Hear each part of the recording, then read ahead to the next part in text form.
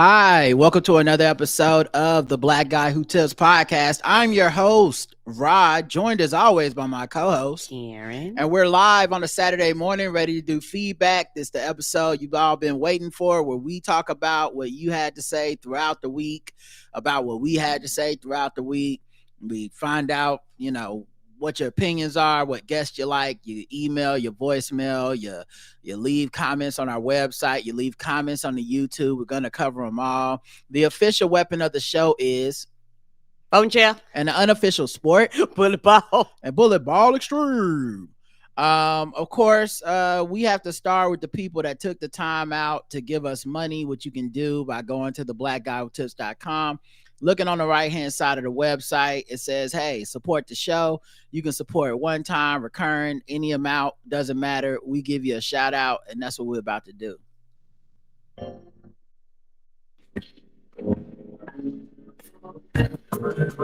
May I have your attention? You are now listening to Charlottesville with Rod and Karen. We welcome the good folks who tithe to the Black Guy Who Tips. New donations, new salutations. Let's talk about the people that took the time out to hit us up with that monetary. We love it. Laura F, recurring. Chris from Hawaii. April G, Tabitha M, Corey the Tickler, Alexis H, Marlon B, yes, Marlon B, Wonga from Down Under, good day, mate, Tanya S, and Tiffany B. They all hit us up this week and put a little change in our pocket, a little coin behind our ear, and said, what's this? It's a magic trick. Thank you.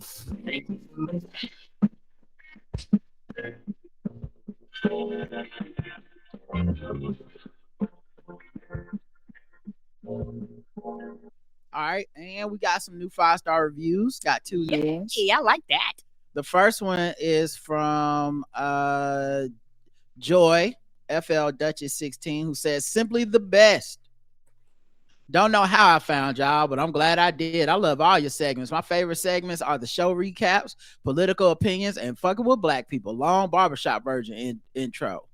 Yeah, Felt 5 did his thing. Come on, up. I love Karen's passion when she gives out Jakaris.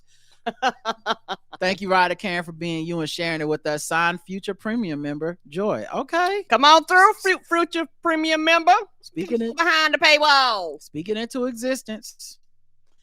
And the last one is from Greatness, GR8ness00, who says, I had to come and drop a second review. I love this show so much for y'all's insight and level-headedness about things going on in the world. Your breakdown of VP Harris's media blitz is spot on. I agree with everything you said, and I also think the brilliance of it forces Trump in his declining state to be in front of cameras and microphones more frequently, hopefully exposing him further to people who claim to still be on the fence. Right. Even more important, not more importantly, but even I wouldn't even have predicted this. He's not doing interviews. He's dropping out of interviews, showing that he's the more older, infirmed candidate. And he's saying how he's like, part of the reason is people are saying exhaustion. And it's like, yeah, because she's putting on a full court press and she's everywhere that the candidate's supposed to be. And he's, he can't even do a handful of interviews in a day. This travel thing is killing him. Right. And the thing is, people underestimate how much she's been traveling since she started this. Like every day she's literally in another state, another county, sometimes several places within the same day, within the same state, sometimes within the same day, depending on, what she's doing and where she's going. And it's one of those things where it's consistent flying, probably consistent fatigue, like it has to be just on anybody, period. But with you being younger, her being younger, you just have more energy to be able to do things like that. And the thing is, I'm gonna keep it real. Trump don't take care of himself, and that has a lot to do with it too. Yes, he's old, but shit, he motherfucking eat McDonald's every day and shit like that. Like you can't eat like that and consume and treat your body so poorly and expect to be able to do a full court press across this whole country. That's not happening. Yeah, part of me wonders if he'd even be running if it wasn't for all the legal cases and him thinking that it's a way out. He would. If I I don't think he win, would. I don't have to face the consequences of my actions, Yep. because I think that's the only reason why he ran. he doesn't really seem to have any presidential plan other than I'm a white guy who hates all the people you hate. And I mean, in America, that's still close enough to get 47% of the vote. So it's not like it's crazy for him to think that. But yeah. All right.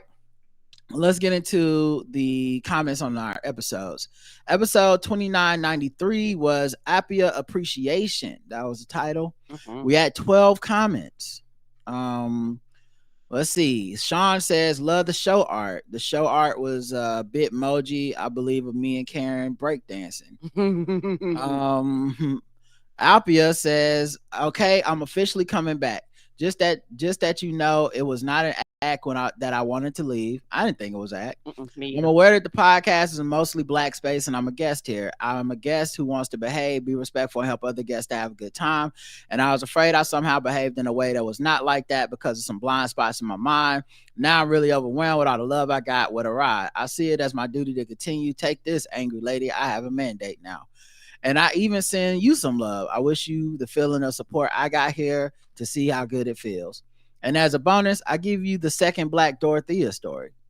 I was, as I said, at a medical convention. My company is the big dog. Even if our booth was small, other smaller ones want to cooperate. A white lady from a startup visited us, looked at my name tag and said, oh, we also have a Dorothea in our team. It's a rather rare name here. 20 minutes later, the other Dorothea came to say hi, and it was, again, a tall black doctor, Dorothea. Oh. I thought, what the fuck?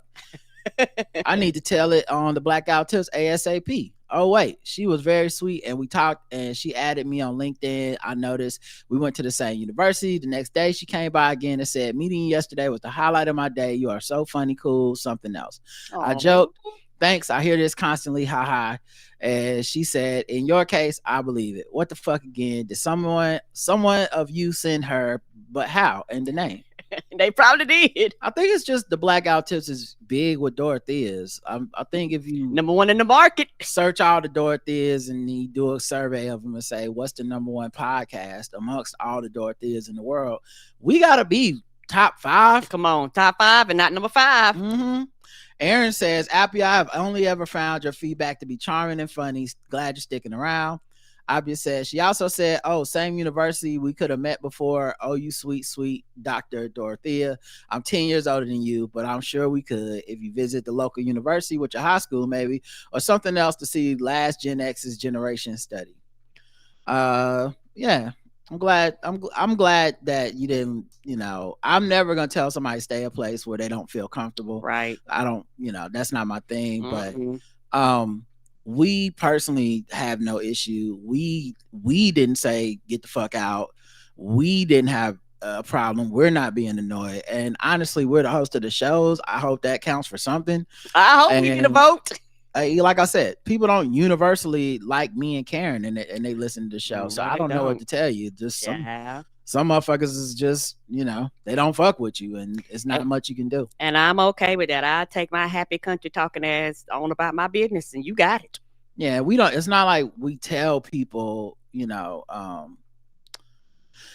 we're just being ourselves. It's not like we're trying to come on here and start some shit. And I feel the same from you. And honestly, if we felt that it was annoying or bad or whatever, we would say so. It's not in a mean way, but we've had listeners that tried to like take over the show in their own ways. Right. And we figure out ways to mitigate that, because if it's not fun for us, we assume it's not fun for the audience. But if it's fun for us, after 3,000 episodes, I'm gonna assume that it's fun for somebody else in the audience and move on. TB says, I can't even fight, but I would fight anyone who made Apia leave. Glad they didn't run you off, Apia. Aaron says, Teeth by Tisa, LOL. Also, Karen coined a new phrases episode, singing to the choir. I love it. I didn't realize that's what I said. She did say that. I meant preach it. Rona Raphael says, last week I was stuck in another dimension, so couldn't respond to the voicemail about Apia. As an unofficial Black German, let me say this to Apia. Nichts aus Liebe für dich. If you were nicer to the middle names, right, I would have written it in English. Make sure you add the oomph to your voice. Ha ha. Now see, Roland Raphael, we might need him to go. Like Apia is fine, but Roland Raphael starting to get a little spicy. Too spicy for the pepper. There's enough room. Shout out to American Dad. There's enough room to love Apia and those with middle names here. I disagree. In fact, it's time to announce my next cruise with a Carnival, and it's to Germany. Hit me up for a special to Blackout Tips discount. We shall be selling on the cruise ship known as the BBL Peace. No veneer service on this cruise. Fix your teeth before showing up. If you want to party, I know 2 Colombians. Apia is my peeps. Back to singing through the good cane out. All right, fam. Shoe Booty says Apia is an absolute delight. Whoever doesn't agree can go kick rocks. One of my good memories from the dark times of the pandemic is FaceTiming with Apia while we were both taking our kids on yet another nature walk to pass the time. Apia is good people. I hope she felt more love than hate when it comes to Apia Appreciation Day, which we will now celebrate every 10/12. Hell, just replace Columbus Day with Apia Day. Yeah, I think they already replaced it with Indigenous People Day, but yeah, 10/12 should work, you know. Apia says, love it. It was really cool. I feel pretty great, honestly, now. That's dope. Classic R&B Lover says, hi, Rod, Karen, and hopefully Apia. I was a little behind on episodes this week and wanted to comment on 2 things. First, I'm so proud of the Blackout Tips family who came out and stood 10 toes down for Apia. I was so hurt on her behalf when I heard that needlessly cruel voicemail. I, like many others, enjoy Apia's feedback. I enjoy Apia so much that when she is not the first response, I'm like, oh no, what happened? I hope Apia is all right. Right? I hope she okay. Like, what happened? You get did they take you away and was like, you won't be the first one today? Yeah, and honestly, I'm really proud of the audience too, because I was telling Karen this off the air between shows, but after we did the show, we talked about that voicemail because it was a bit disturbing to us because we don't cultivate that vibe on the show. It was very unexpected more than anything. Yeah, it's not like we screened the voicemail. Like we literally just didn't know that it was just going to take a detour like that.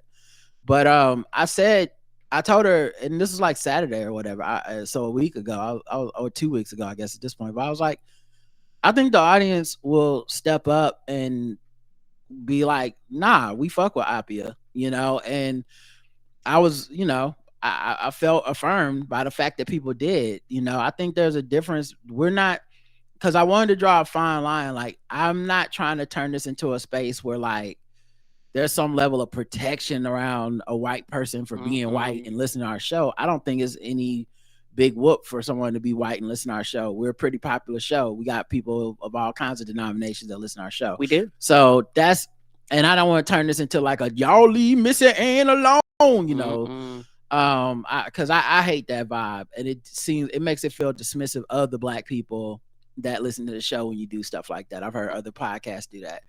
It's the reason we don't, someone writes in and we don't be like, oh, a white person wrote in. I can't believe it. Like, why? What? They don't got ears? What? We only funny to black people. We only make sense to black people. That don't. So anyway, but I do want our space to be a space where, like, if you come with a positive attitude, it'll be returned to you. Yeah. And that meant a lot to me to see that people weren't just hopping on some like, it was like, nah, she don't mean no harm. She's just being funny. And it's not even like she don't mean no harm in her like, well, she always says something fucked up, but she don't mean no harm. Like, no, she's here saying getting along just fine. Like, if there's any level of correction or misunderstanding or communication, we do it on the mic. Right. So I was glad that people did that because I think that is the testament of our audience. That's the kind of audience we have. And I think it would have happened just about for any listener. So if someone left some mean shit about EVE, I feel like people would be like, what the fuck? Right. And the thing I think the hardest thing for people to not understand, the thing that people can't understand if they've never done what we're doing, the feedback people are representative of this much, much larger audience that will never write into our show.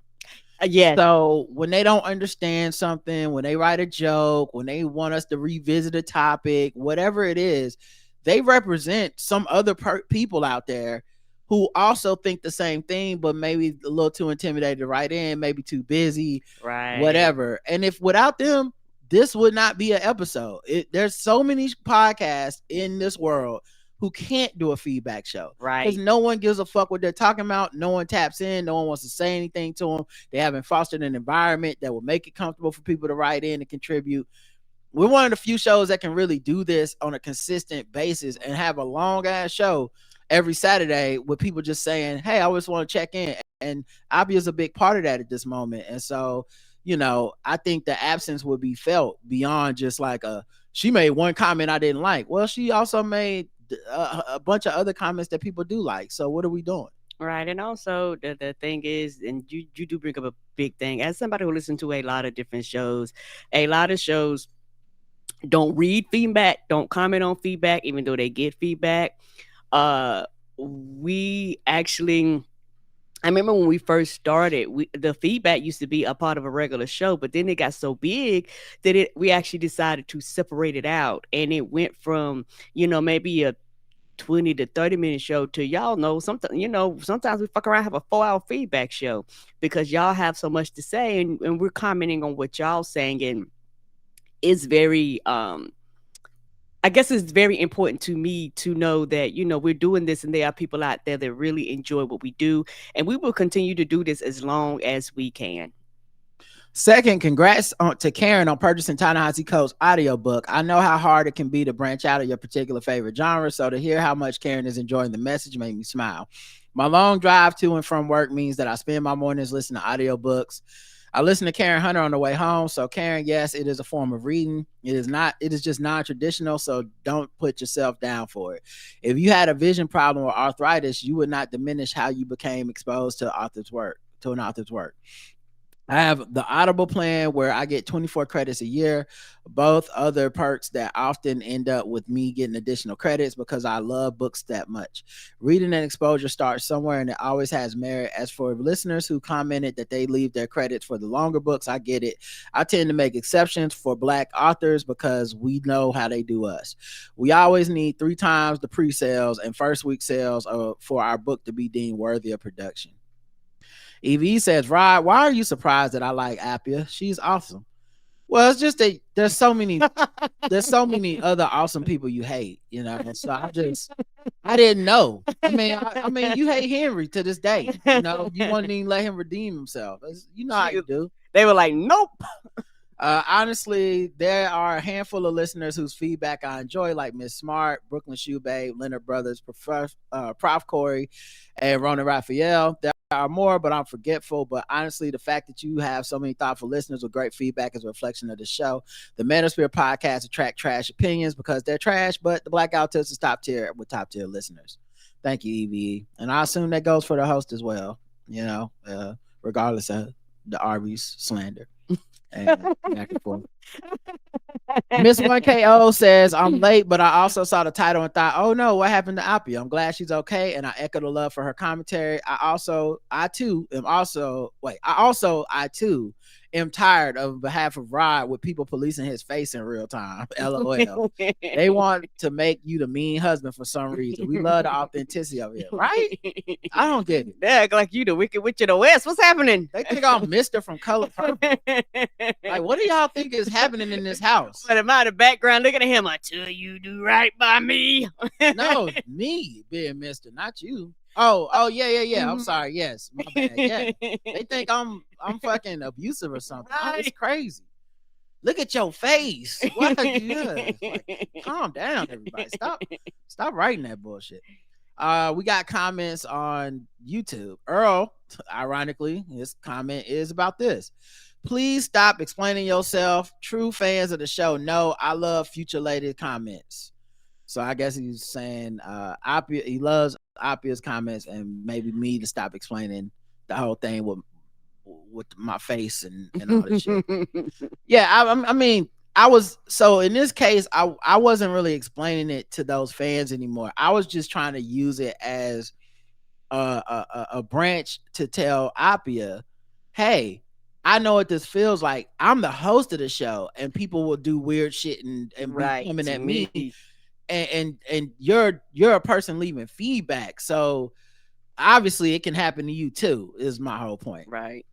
CM Jeter said sound was actually fine this episode. Music wasn't muffled or anything. Yeah, when I think I figured it out. When it's just me and can switch to music mode, which I forgot to do today. I'll switch just now.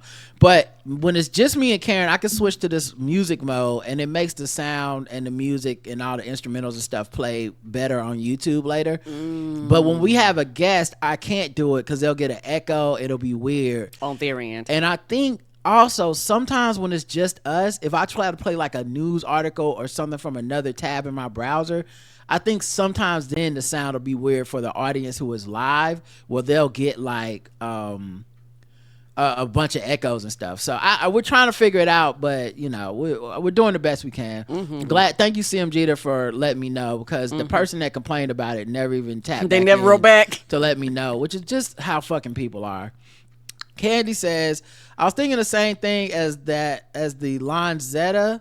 Netflix is going to blame the fallout from the the woman who left the voicemail, where she said that Netflix is trying to act like because they're supporting Kamala Harris, their subscription numbers are going down. But she was like, it's probably just them raising the price and people canceling their service. Netflix is trying to blame the fallout from the price increase on support of VP Harris. Also, not the price, just the price increase, but the service quality is getting poor. I'm seeing more issues with programs loading, crashing since they updated the monthly plans. Well, I watch Netflix. I've been watching it a lot lately to watch like Lara Croft Tomb Raider. I haven't had any service issues. But I will say I can't put it past them that they would say like blame all the losses on that. But at the same time, I can't put it past racist ass white people and these Republicans that they would cut the cord because specifically of Kamala Harris support. They have their own entire fucking weird world over there. Right. That's not reality. And then JV City put a minute mark on the show, 24:43 to 24:56. It says, perfectly said, this is why I'm here. I like the engagement with Apia. Keep writing in. You have been chose. LOL. Ryder Karen, thank you. I don't know what the exact nature of the clip was. I'll see if I can find it on here. Okay. Emotional boundaries sometimes. And a lot of times the fuel and the energy for those boundaries is anger. And so I think that's one of the reasons people have to stay so angry at Kanye, is because they actually loved and defended what Kanye was doing to start his career in a way that I think the only way to remind themselves to not feel that way about him is to stay angry at him. And I just mostly feel sad about what happened with. Okay, yeah. Kanye thoughts. Thank you. I appreciate that. And that's something that me and Roger talk about offline. Because like I said, I try to be aware of it. Most of the time, I don't have hard lines based in anger. But there are a few things that I do, and I didn't realize it till he pointed out. I have a real hard line where I'm like, oh, fuck no, and anger will just arise in me. And I need to be aware of that and alert of that type of thing. And a lot of times people don't realize these things because it's like that's just how it is. But no, you can know something and be aware of it and adjust yourself accordingly to it and determine at that time, is this situation based off of the anger or is it based off of what's really happening? Because sometimes that anger is not justified for the infraction. So I had to learn how to balance, that act. And a lot of times, I'll just say, it comes from quote unquote not wanting to be hurt again. But I've come to the realization life is full of hurt. Like it just is, and the thing is, you don't live until you hurt, because once you hurt, you can appreciate the good things in your life because you realize what it is to be without these things and how it feels to go through the things to get to the other side, at least for me. Lavetta says, coming here to add to the Apia love. I personally love Apia's insights into how Americans are being perceived across the pond, as well as her POV as a German white woman being horrified at the possibility that America's about to make the same past mistakes her countrymen made. Apia, please keep commenting and adding your delightful 2 cents every week. I would personally be very sad if you went silent. Besides, at this point, you're part of the show with an embossed invitation to the cookout, and everybody here knows it. Not the cookout invite. What? Come on through, cookout invite. Don't let that caller hear that. It's going to get ugly. You know, they don't like the blacks don't like that. Yeah, you can come in. We ain't even gonna give you to go plate. You can actually come in and eat with us. Welcome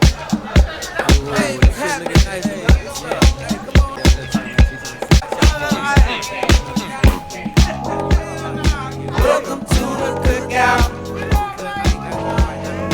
Welcome to the cookout. Listen, we give you an invite for doing the least. That's the best white privilege in the game. Come on, doing the least. It's like she wrote into a feedback show. Come on to the cookout. You over here now. Mm-hmm. Karen's typical DJ radio host voice took me out, says JT Dread.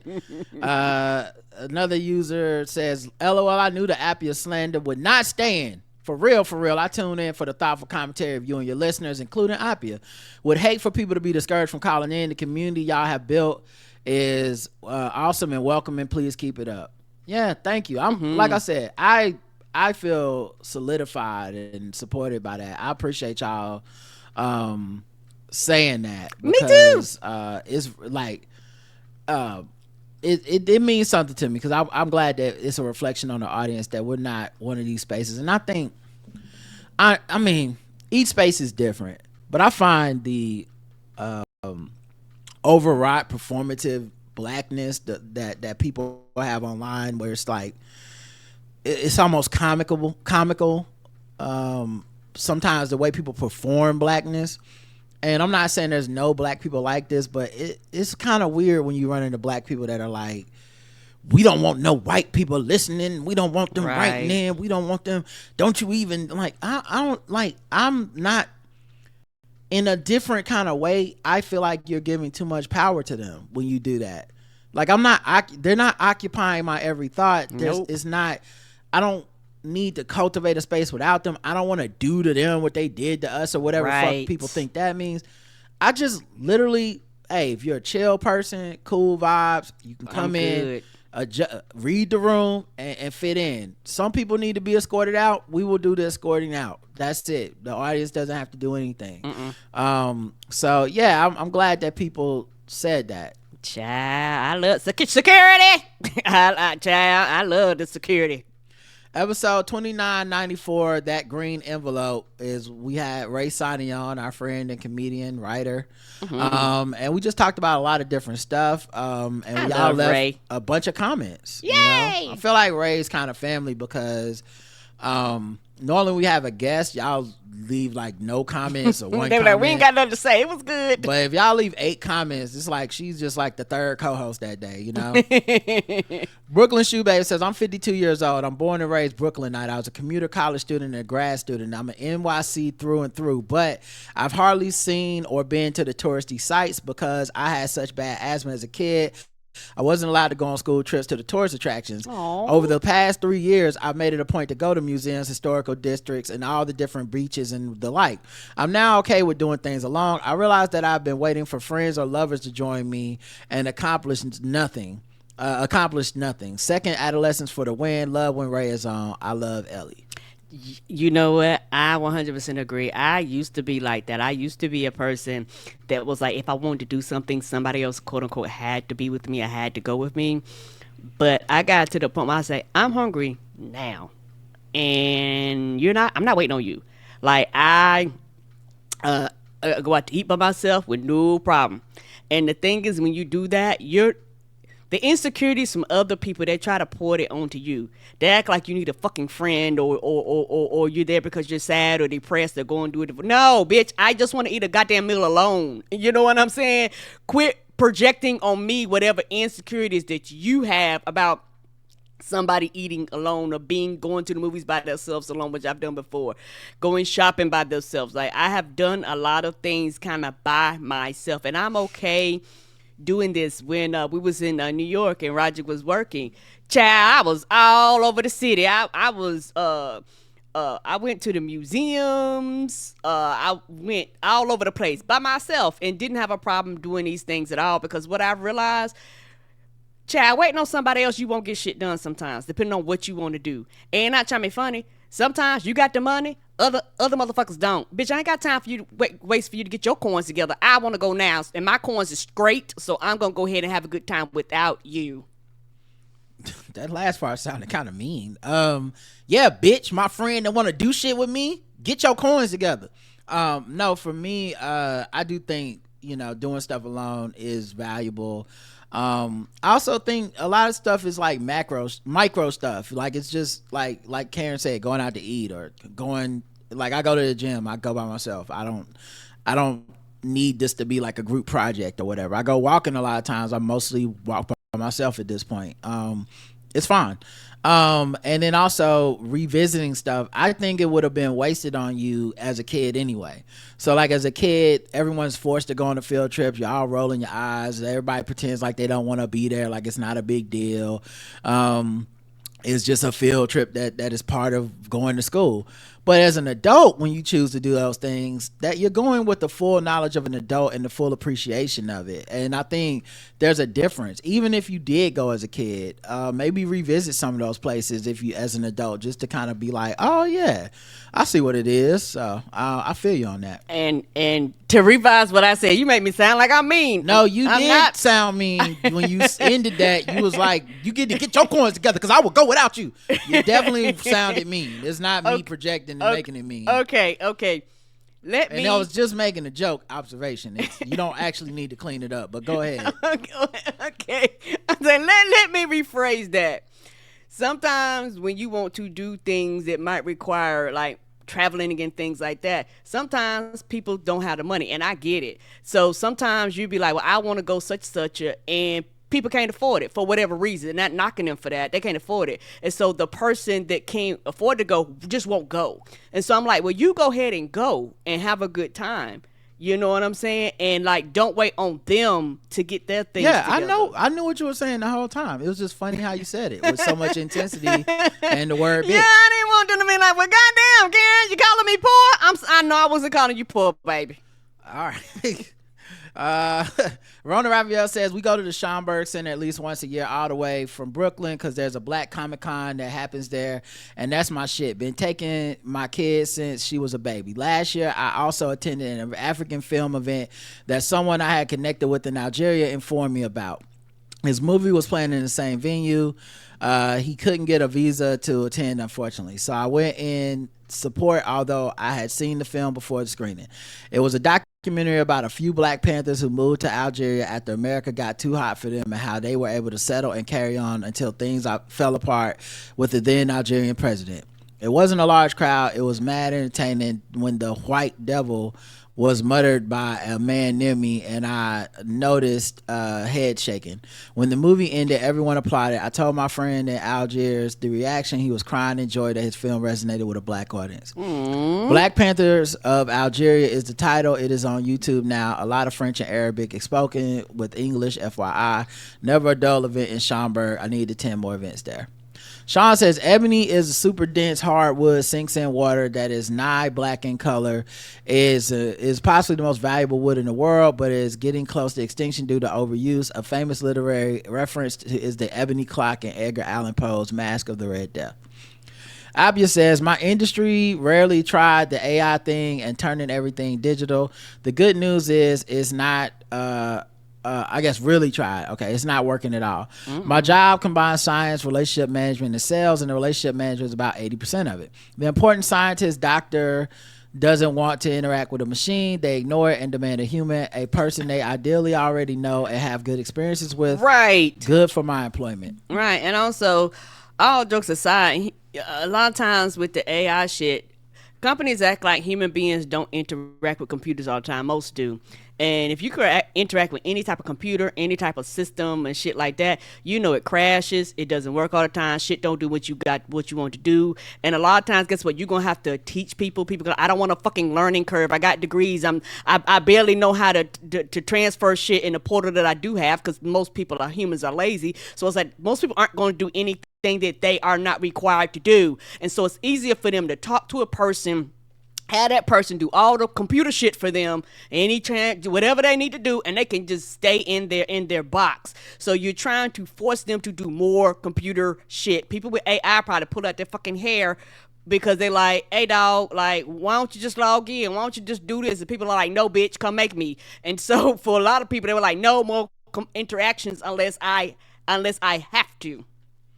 Yeah, even when I just as a customer service like call, even when I get one of the customer service AI robot whatever, it's I'd rather have a human the whole time. Yes. It's not actually making it more efficient or better. They normally can't solve your problem, and a lot of times they just make it so that when the human gets on the line, they have to ask you all the same shit the robot just asked you. It's just not. It's just a Agreed. big waste of time. It makes people get frustrated. I don't know.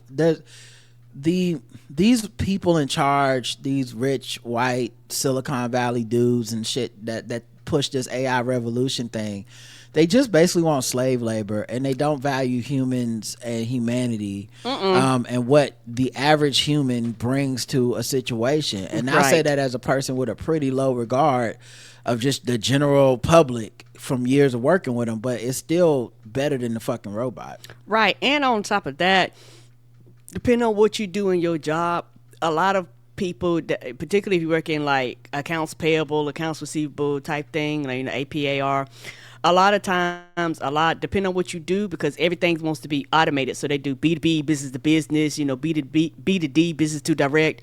And a lot of times, a lot of your time is correcting errors that the system made. You have to go in and fix, you have to go in and correct, you have to go in and change, you have to go in and edit, delete, whatever these things do. So yeah, y'all made these systems, and I mean, but like this, you're gonna have to make the correction even if it was a human being anyway. But sometimes, depending on what it is, because the systems are fast and they're quick, now I have to make 300 corrections versus maybe the 25 that I would have had to make with a human being that got efficient enough where they could do it quicker and faster, and actually have the intellect to make sometimes uh quote unquote illogical decision to with the computer, because the computers only can do what they're programmed to do. But a person could be like, oh, they could use their critical thinking skills where they look at the situation, but oh, well, I won't do this, I'll do this because of this, and the system like reject, and now you have to fix whatever it rejected. And so I'm like, you just want free labor, and then you want the computers to do the free labor, and then you want the slaves to fix whatever the free labor fucked up, and you want to pay them less than what you would have paid them if they would have been in the mix from the beginning. Yeah. Ultimately, it all leads back to just not paying people for the work they do. Right. Theta O says, do why diddy, you a whole mess of joy rolling on through like a train full of laughter. I'm sitting here chuckling so hard I fell on the floor. And then you came barreling in with more. That title, The Green Envelope, sparks curiosity. It's a delightful mix of authenticity and sheer absurdity. You've got a knack for finding merriment in everything. I appreciate you for bringing a smile to my soul. Keep shining. That might be AI. I feel like I'm not sure that's a person. The AI he was talking about, it was like, oh, y'all like AI? Yeah, I feel like it's trying to trick me. Rona Raphael says, one more thing. I got to shout out Ray for the Eric Adams bit. She didn't do what many have been doing, taking the Twitter route.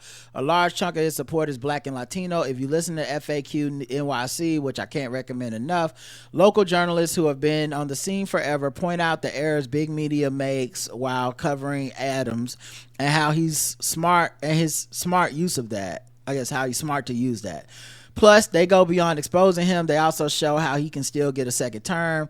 That press conference where everyone was laughing at the dashiki wearing peeps was a coded threat at a governor who is not in a strong position. That you need my supporters there with me. Cuomo and the GOP main candidate have said that they won't run against Adams. He's not scared of liberals. They don't come out to vote in numbers. Plus, 4 liberal candidates have already declared for the mayor race. The guys at FAQ NYC, especially Professor Christina Greer, check out her interview on Frontline, The Choice 2024. Breakdown Eric Adams excellently that once you set aside the Twitter noise, it's clear that if the left doesn't get its act together and unite, we probably end up with Mayor Cuomo, except he goes for governor. I was at a networking event organized by a popular group of black men in the city last week. They're all in on Eric Adams, and the leader was trying to throw shade at Kamala Harris, and a bunch of them are Haitians too, including the leader. Shit is wild. FAQ NYC is the only place that correctly pointed out after Maya Wiley said defund the police on the debate stage, it was over. I voted for her, but it wasn't even close. Yeah, the defund candidates lost a lot of places, and nobody wants to talk about it because that Twitter and real life are just not the same. And it's not a winning slogan. Yeah, a slogan isn't the same as having policies and making people feel comfortable with those policies. And I can tell the people. Some of those slogans are just there to shut down critical thinking and to shut down any level of resistance or retort or back further questions. And when it's time for people to vote, you have to have something for that. It can't just be like the pie in the sky shit people were saying 3 to 4 years ago, where it was like, we just need to imagine a world with no police. It's like, to some people, that's the scariest world. That's scarier than the world we have. Ain't that the truth? You need to convince them. You can't just rhetorically throw stats at them and shit. You need to convince them that you as a leader will still have their safety in mind. Yes. When it comes to this stuff, because a lot of these people ended up losing those races because the constituencies that they thought would be all for it were like, actually no. And some of the places where municipalities tried it, it didn't go smooth, and the police are still around. So it is what it is. All right. EV says, Ray Sonny is always a fun guest. I thought it was interesting to hear a New York perspective on Eric Adams. They're going to put that man under the jail. The way I would have looked the other way if I saw a black MAGA person getting beat up by a white MAGA, because why are you even there? Hell, I wouldn't even be there. I wouldn't be there. Right. I would never see this happen in real life. And I bet that Uncle Ruckus Coon will probably make excuses for his attackers. Want white validation that damn much must be an illness. It is funny that we didn't get a follow-up video. That guy doesn't have a TikTok. He never went live anywhere. He didn't get interviewed by the news. Where is that guy that got his ass whooped? I would love to hear what he thinks. Right. I know I normally don't want to hear what any Trump supporter has to say, but his ass, I would like to see how he rationalized. How you feel now? His mans and them putting them hands on his ass. Like, what was the altercation? You know, I just need to know. AJ says, I have no sympathy at all for the minority who caught those MAGA hands. That individual must know that 45 will not do anything that will benefit blacks or their station in the world. Outside of that, in Indiana, former Klan stronghold and Republican supermajority, early voting started, and I went on Tuesday morning and the place was packed. Yeah, I drove by my voting location because I didn't think it was actually supposed to be open until later on, and it turns out it was actually open on day one. So there's some bad information on the internet saying that place isn't open yet.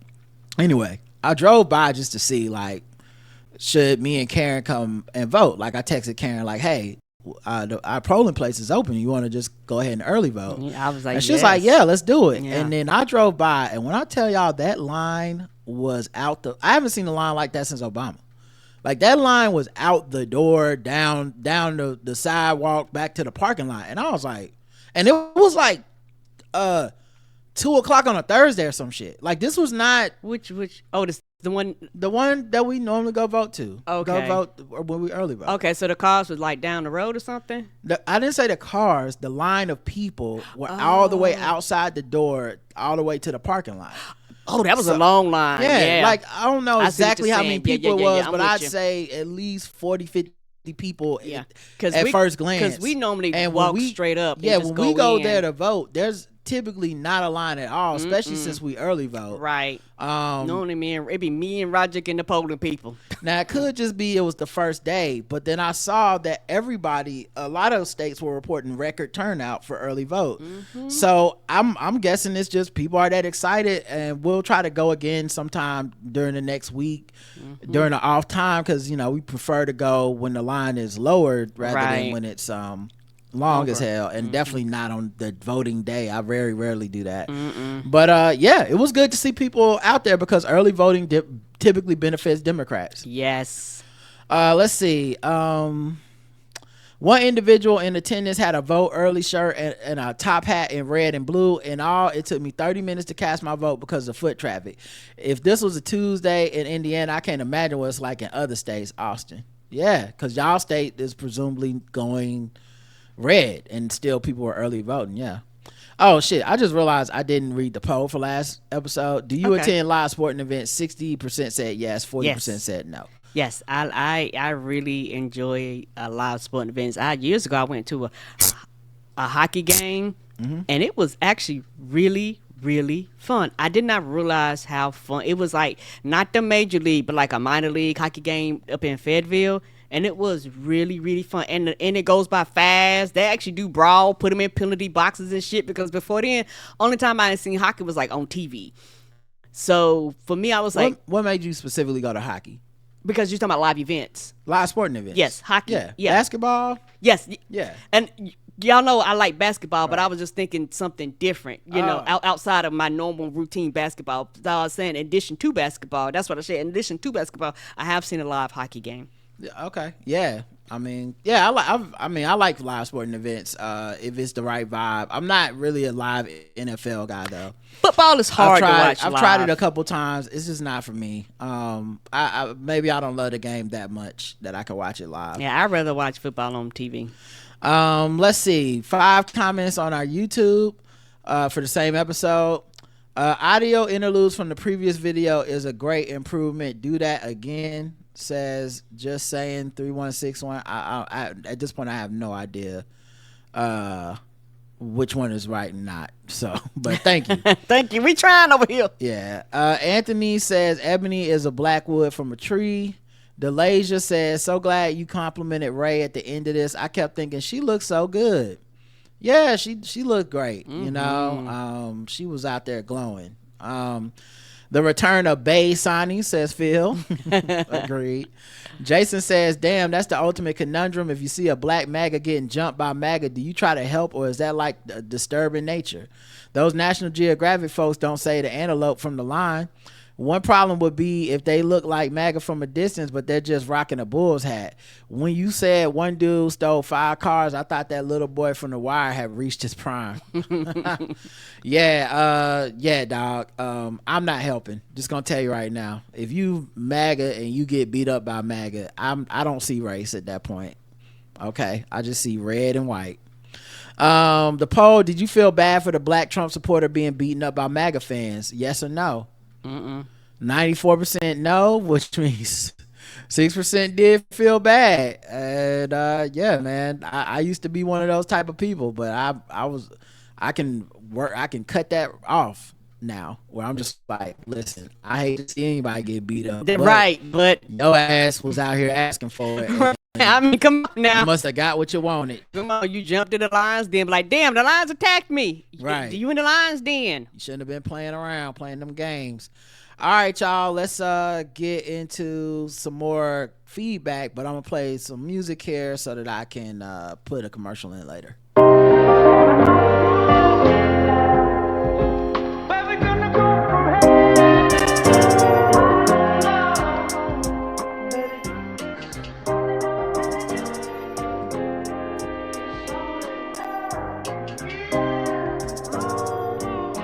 Psycho. Music.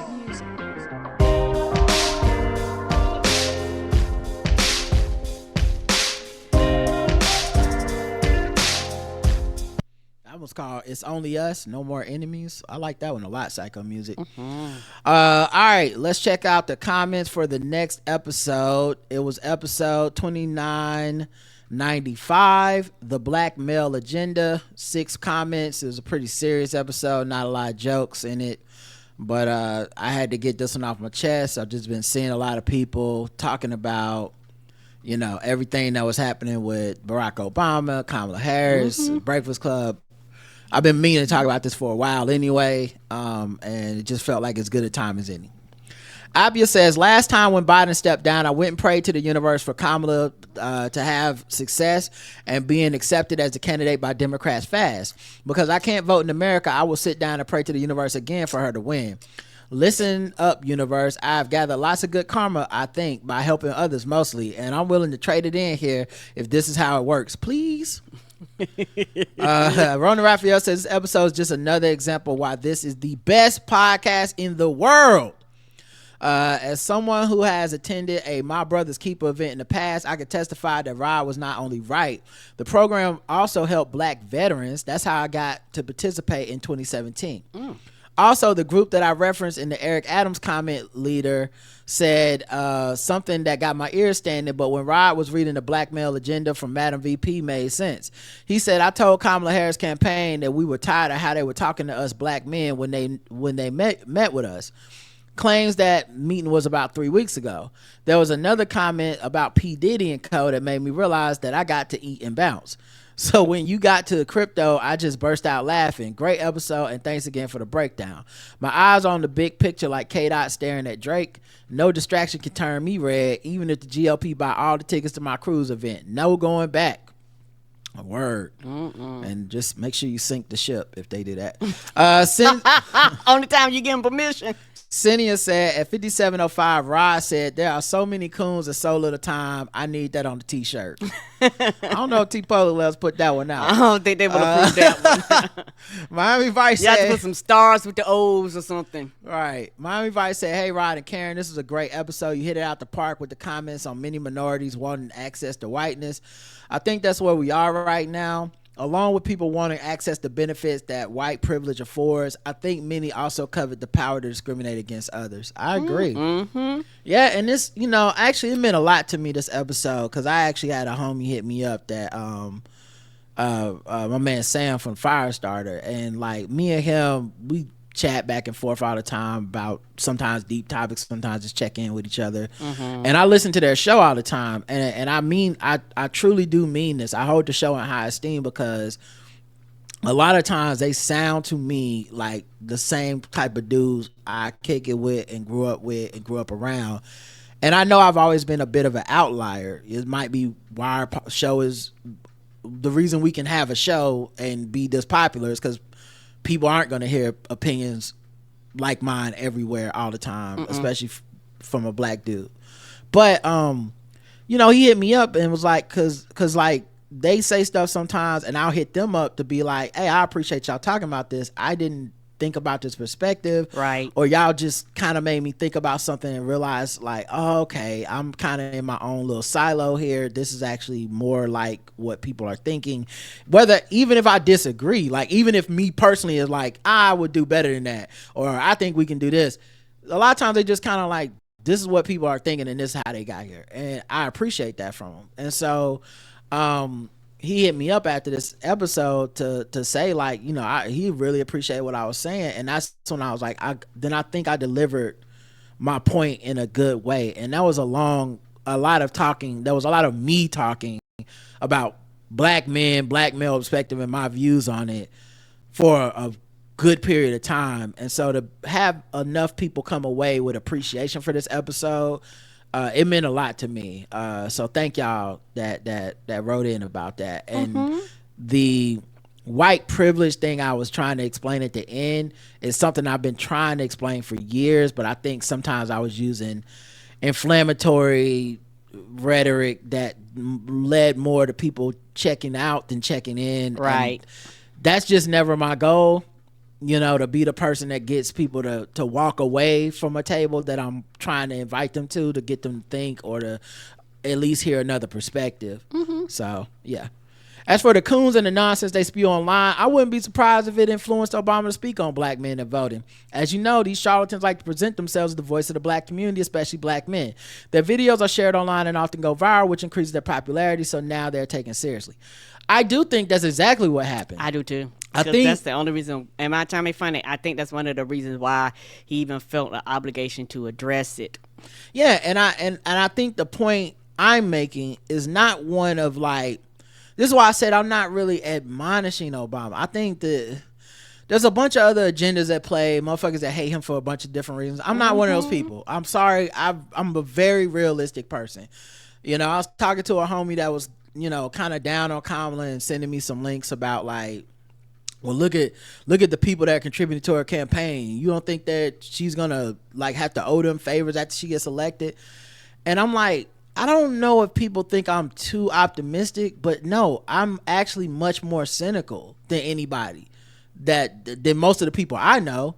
And by cynical, I don't mean like I'm contrarian. I mean cynical, as in I don't think you can be president of the United States if you don't take dark money now. I don't think you can be president of the United States if you're not getting PACs and fucking 1%ers and a bunch of other, like if the finance demographic of America is not contributing to your campaign, I don't think you can be president. So if you're asking me what would I like, Trump as president, who's clearly in the pocket of these people and nakedly in the pocket and will not have any mitigation in any legislation he passes, right, will just nakedly do their bidding, Or someone like Kamala, somebody like Barack, somebody like Biden, who's like, yes, these people are aligned with me, but I'm still going to pass regulations and things that help other people that aren't just them. Do y'all think that the big finance people want to see the student loan forgiveness? You think they want to see that shit? You think they want to see all these housing programs and shit? They don't. So I'm still rolling with her, and I don't even, and I, like I said, maybe it's just a cynical thing, but I really don't feel or care about all this other side shit, because America didn't give me an amazingly flawless choice and then Trump. It gave me the limited choices that a Democrat who wants to win has, which I think she's navigated with amazingly, and then it's giving us Trump. So I don't know what's the moral conflict. Thank you, America, for making sure it's only two choices. Because if this was like, well, we had 12 choices and I could just kind of line in with the person I'm most aligned with, maybe it would be different. Right. But it's two choices and it ain't that hard for me. I don't like whatever she does when she gets in, she gets in. But yeah, at any rate, my point being, like, people like Charlemagne, these people that have made money off of being the leaderless, because they're not leaders. The leader, like the not being a leader, but also the voice of the black man who they speak for the black men. They sicken me, because at the end of the day, it's a grift. They're the one on TV. They're the one getting the interviews. That it's all for them. They don't give a fuck about the rest of us, as far as I'm concerned. And you can tell by their other actions. Let's see, Sean, and with Obama, I would have liked to see him, and maybe this is just a reflection of how he sees other black men, whether he's in community with us or not, whether he sees himself as a peer and a mentor slash or like a member of the group. I'm not trying to project on him. I'm saying I don't know the answer, but I feel like for some of us within the black male demographic, that 80% of us that vote Democrat plus is 80 plus. I think some of us would like to hear someone say those facts and not, let's just put the whole focus on this 8 to 15% of people that are going to go vote for Trump or not vote undecided or whatever. I would really love for especially someone of his stature to be like, man, fuck them dudes. We over here doing what's right. Y'all here, y'all active, y'all activated. Go out to the community, convince the other brothers to come through, and everybody else, leave them behind. Damn that.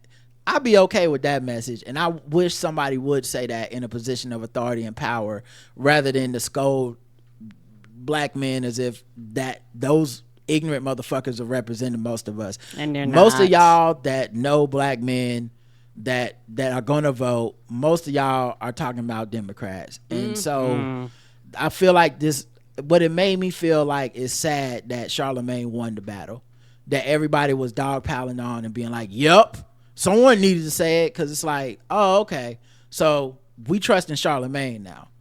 He right. Black men about to abandon the Democratic Party, something he's been saying for 20 years and hasn't happened yet.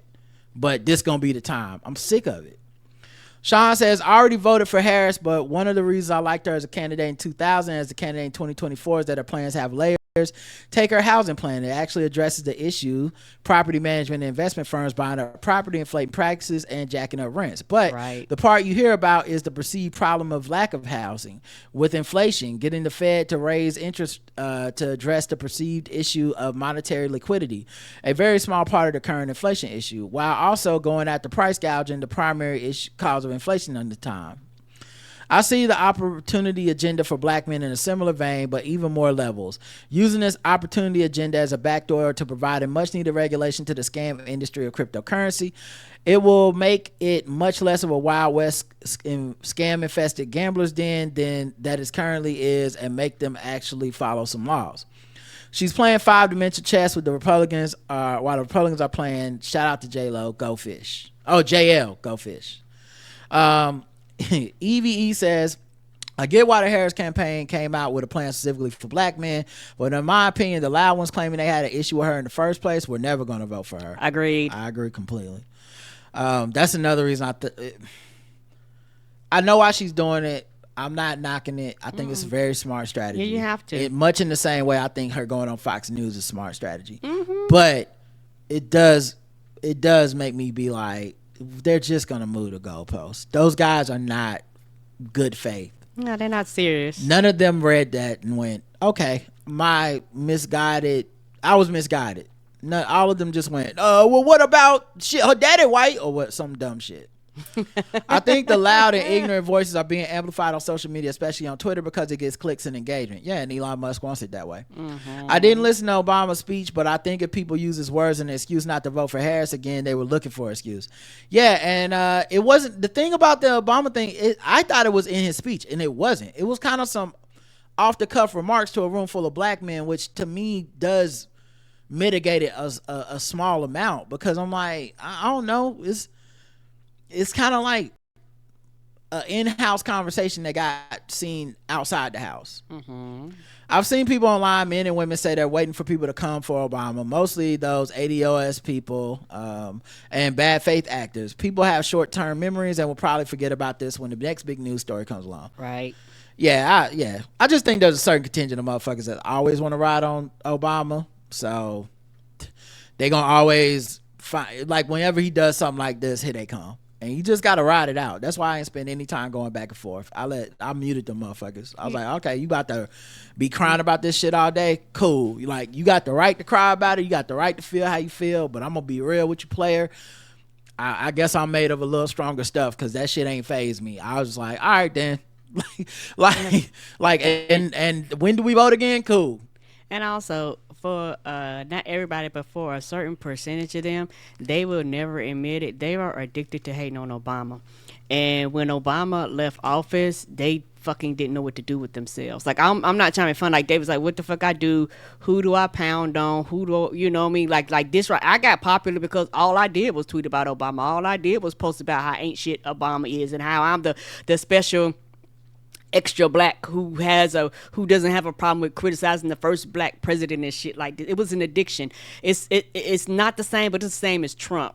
Trump is a thing that causes both sides, the blackity black and I hate him type of people to come out. And I think, him and Obama kind of share that thing the same. Like, they are lightning rod, and they do things, and people, all of a sudden, people's views goes up and their numbers goes up and shit like this. So when he does this, all it does is cause them to go back in their well and pull out their greatest hits on him. That's all it does, because I actually don't think they care, nor do some of them don't care, nor do they give a fuck about what Obama said. It was something to talk about to get people looking their way, because everybody is their own promoter. You're your own personal promoter. You're your own brand. Yeah, I think also for me, I don't know, man. Like, I don't know. Maybe deep down there's just something in me. These dudes didn't raise me. I have a dad. You know what I mean? And I don't mean that as like a admonishment of people like, you don't have a dad. Right. There's plenty of people that also had dads, but still have this like hero worship of popular or famous black men in a way that allows them to be like hurt by these celebrities. And I don't maybe it just hasn't been the right celebrity or something, but I have not had that. Like, whatever it is, like, okay, you did something fucked up, you said something I don't agree with, I wasn't looking to you to be like my guiding star. Like, agreed. When I wake up in the morning, you're the furthest thing from my mind, because I see you as a person, your own separate person. And so for Obama, I just don't think I ever tapped into the like emotional, transcendent, like hero worship of him. I'm saying that as a person that likes him, likes what he represents, like love the cultural touchstone. Like, he's like Jackie Robinson to me. Like he's an answer to a trivia thing. But yep. I'm able to take the fun and just have fun, and not the, man, he really let me down when he said. I'm like, why were you expecting something something different from him that he wasn't telling you he was. They weren't I listening. still don't understand that, and I think it's so weird when people are smart but lean on that. I'm like, you too smart for that. Right. You supposed to know what the fuck this country is. You too smart. That's like being mad at your homie at McDonald's because he wasn't giving, black people free McChickens and shit. It's like, oh, so he just gonna get fired? Like, right. Nah. Calvin can't just give people free McChickens or else he won't make it the manager.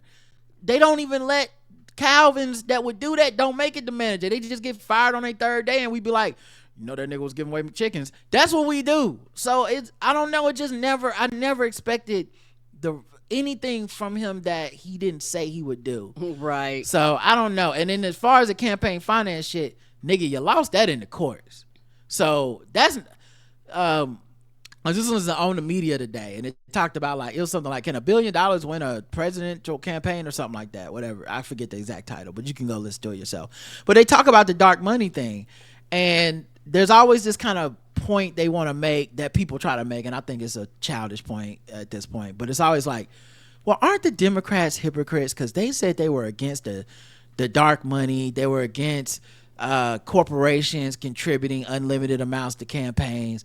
And then the Supreme Court ruled that in that Citizens case that corporations are people and can contribute as much money as they want to the campaigns, and they don't even need to disclose exactly where the money comes from. And they're like, and then Democrats started taking that money. Barack Obama took the money. Joe Biden took the money. Kamala Harris took the money. And aren't they being hypocrites? And I'm like, no. The fucking court said that's the new rules. So either I lose and y'all can say at least he had his integrity. Right. And Trump is president. And Republicans, because the Republicans don't have to play by these rules. They like, fuck y'all. I don't telling you shit, and I don't give a fuck about it. So either in a country where money matters a lot to the election and to media and spending all, who the fuck leaves that gun at home? You shoot them with everything you got, dog. You got to come out there and be like, leave me every bullet in this chamber. And that's one of them. Until the law is changed back, which may never happen. I don't think. Because guess who's always the people that propose that we change the law back? Democrats. And it's only them. And they never have the numbers to get it done. Right. Because we keep sending fucking Republicans up there. Are we smart or are we emotional? Because I'm a smart person. Once you tell me these are the rules of the game, I'm adjusting to the rules of the game. I don't need to do this performative shit where you need to think of me as a better person, but I'm losing. That's the problem with losers. They be better people and they be losing. Yes, and nobody gives a fuck if you don't win. As much as y'all say it, yada yada yada yada yada. Bitch, people lose. They're gonna blame you for goddamn losing. And why didn't you do everything? Bitch, you told me you made these goddamn rules up. You told me what I could and could not do. I followed your rules and bitch, I lost. Well, then I can't listen to you. And a big part of this is that I live in a purple state. Let me tell you something, dog. It's wins and losses up in this bitch. There ain't no other things. Ain't no moral victories. Ain't no at least they was a good candidate. Ain't none of that shit over here. It's either we win with whatever the fuck we can get, or we fucking lose and it's Mark Robinson. Right. That's what we have. So in these places where you can be safe, these cities, these like enclaves of like, I'll be cool, I don't feel that. So for me, I'm trying to get the W, man. That's all that counts. Yeah, sometimes I think people in those places, they just don't understand why the fuck we so goddamn adamant, and we're like, no, bitch, that's the thing that a lot of politicians had to learn, particularly AOC. The shit that you do in your district, bitch, I can't do that here. I will fucking lose. On YouTube, DS9410, because it might be D's 9410, but that feels like a D's joke. Great episode. Damien says, Rod, you killed it. During the Black Agenda segment, I agree with your assessment on the whole thing. It would have really been nice to hear something about boosting low-income neighborhood schools and giving a boost to education to make it where they can enact certain anti-black policies in the future going forward. That is in there. Go read the plan. Like, it's actually in there. I didn't have time to read that whole plan. Read the whole thing. But she has an entire agenda for black men, and I told you it's 9 pages. They thought of everything. I mean, put it this way: if the motherfucking crypto bullshit is in there, then you know they thought of all the stuff that you're thinking of. Right. But yeah, she talked about all kinds of stuff about ending discrimination in education, ending discrimination, obviously with the drug enforcement laws, lowering costs for black men to build wealth, provide for your families, leading your community. She thought of everything. It's a good fucking plan. I'm not knocking the plan at all. I just hate how it got here where it's still being spun as a negative thing. I already saw people trying to flip it to like she's pandering. Motherfucker, you asked for this. That's what they supposed to do. Pander. So what are the options? You want motherfucker to ignore you like Trump and them do, or you want to fucking be pandered to? Right, you can't have it both ways. Like, that don't make sense. It's a political campaign. Pandering is a good thing. Yes, get that pander while you can, bro. My mom says a hit dog will holler. There are a group of men in our society who should be better for themselves and others. Agreed. Z-Mom Harp says, I hear you, and I'm on the do we want to win or not. This is some of my frustration with some other podcast channels that want to nitpick about the Cheneys. Who cares? Right. I could give a fuck. Okay, don't give a damn. Like, oh, what about these Republicans endorsing her? What are they going to get? I don't know. Kamala Harris is president, I hope. The same shit I want. What they got to do with me? It says something that Trump is that bad. Yes. And the other thing I will say too is I would be surprised, and look, let me be naive then. I would be surprised if these Republican endorsements come with very many promises. And the reason I say that is because these specific Republicans, because their party has gone to Trump, don't have much leverage. They could sit this out and not endorse her. That's fine. But I don't think that gets them what they want, and it doesn't get anyone what they want, and it doesn't hurt her. Like, it's not like if Cheney didn't endorse her, we're like, well, damn, she gonna lose. When are we getting the Cheney endorsement? So I don't think they have the leverage to really do much. But look, maybe I'll be wrong, and we'll find out if she wins that, oh, man, she's gonna pass some Republican laws. But I don't think that's gonna happen. Me either. Z-Mom says, I mean, we just have to learn that it's not about Obama at this point. I agree. It's not. That's why I'm saying he's not running. So I'm good. That's the number one thing. Like, not that I wouldn't vote for him, but he ain't running. So I'm not going to let his words as a surrogate overshadow her words, where she hasn't said anything bad about black men. She's done nothing but court our votes, almost to bend over backwards in a way that I think is like above and beyond. Going on all the smoke is above and beyond. You don't have to do that. Nobody was expecting that. Nobody was demanding that. You don't have to go in the shade room. Like, she's going above and beyond for just this small contingent of black men who are just holdouts. Yeah, and you make a good thing, and sometimes it's just that simple to me. When somebody's not running, that matters too. And a lot of people spend energy fussing about motherfuckers that aren't on the ballot. I mean, I hate to be like this, nigga, he ain't on the ballot. Right. So what are we talking about? Dick Cheney ain't on the ballot. Right. Like, I don't like an endorsement isn't a thing that changes much for me. If it changes it for one or two people, cool. Or however many people, cool. But whatever it takes to win, we got to win. On your left, Cap. Mm-hmm. Kiki says the message Obama gave in its totality is clear and correct. However, the problem is how it was truncated to create strife. The full message does exactly what Rod said. He spoke to people whom were not present but were in community, the audience first. Then he hit them with the gratitude for their work. It's a beautiful talk, actually, that I don't think was intended to be public. It was clipped right as he turned pivot. I said that on the show, Kiki. I said I'm very curious as to the rest of that speech, because it cuts off exactly when I can see that he's starting to be like, let me thank these brothers for what they're doing.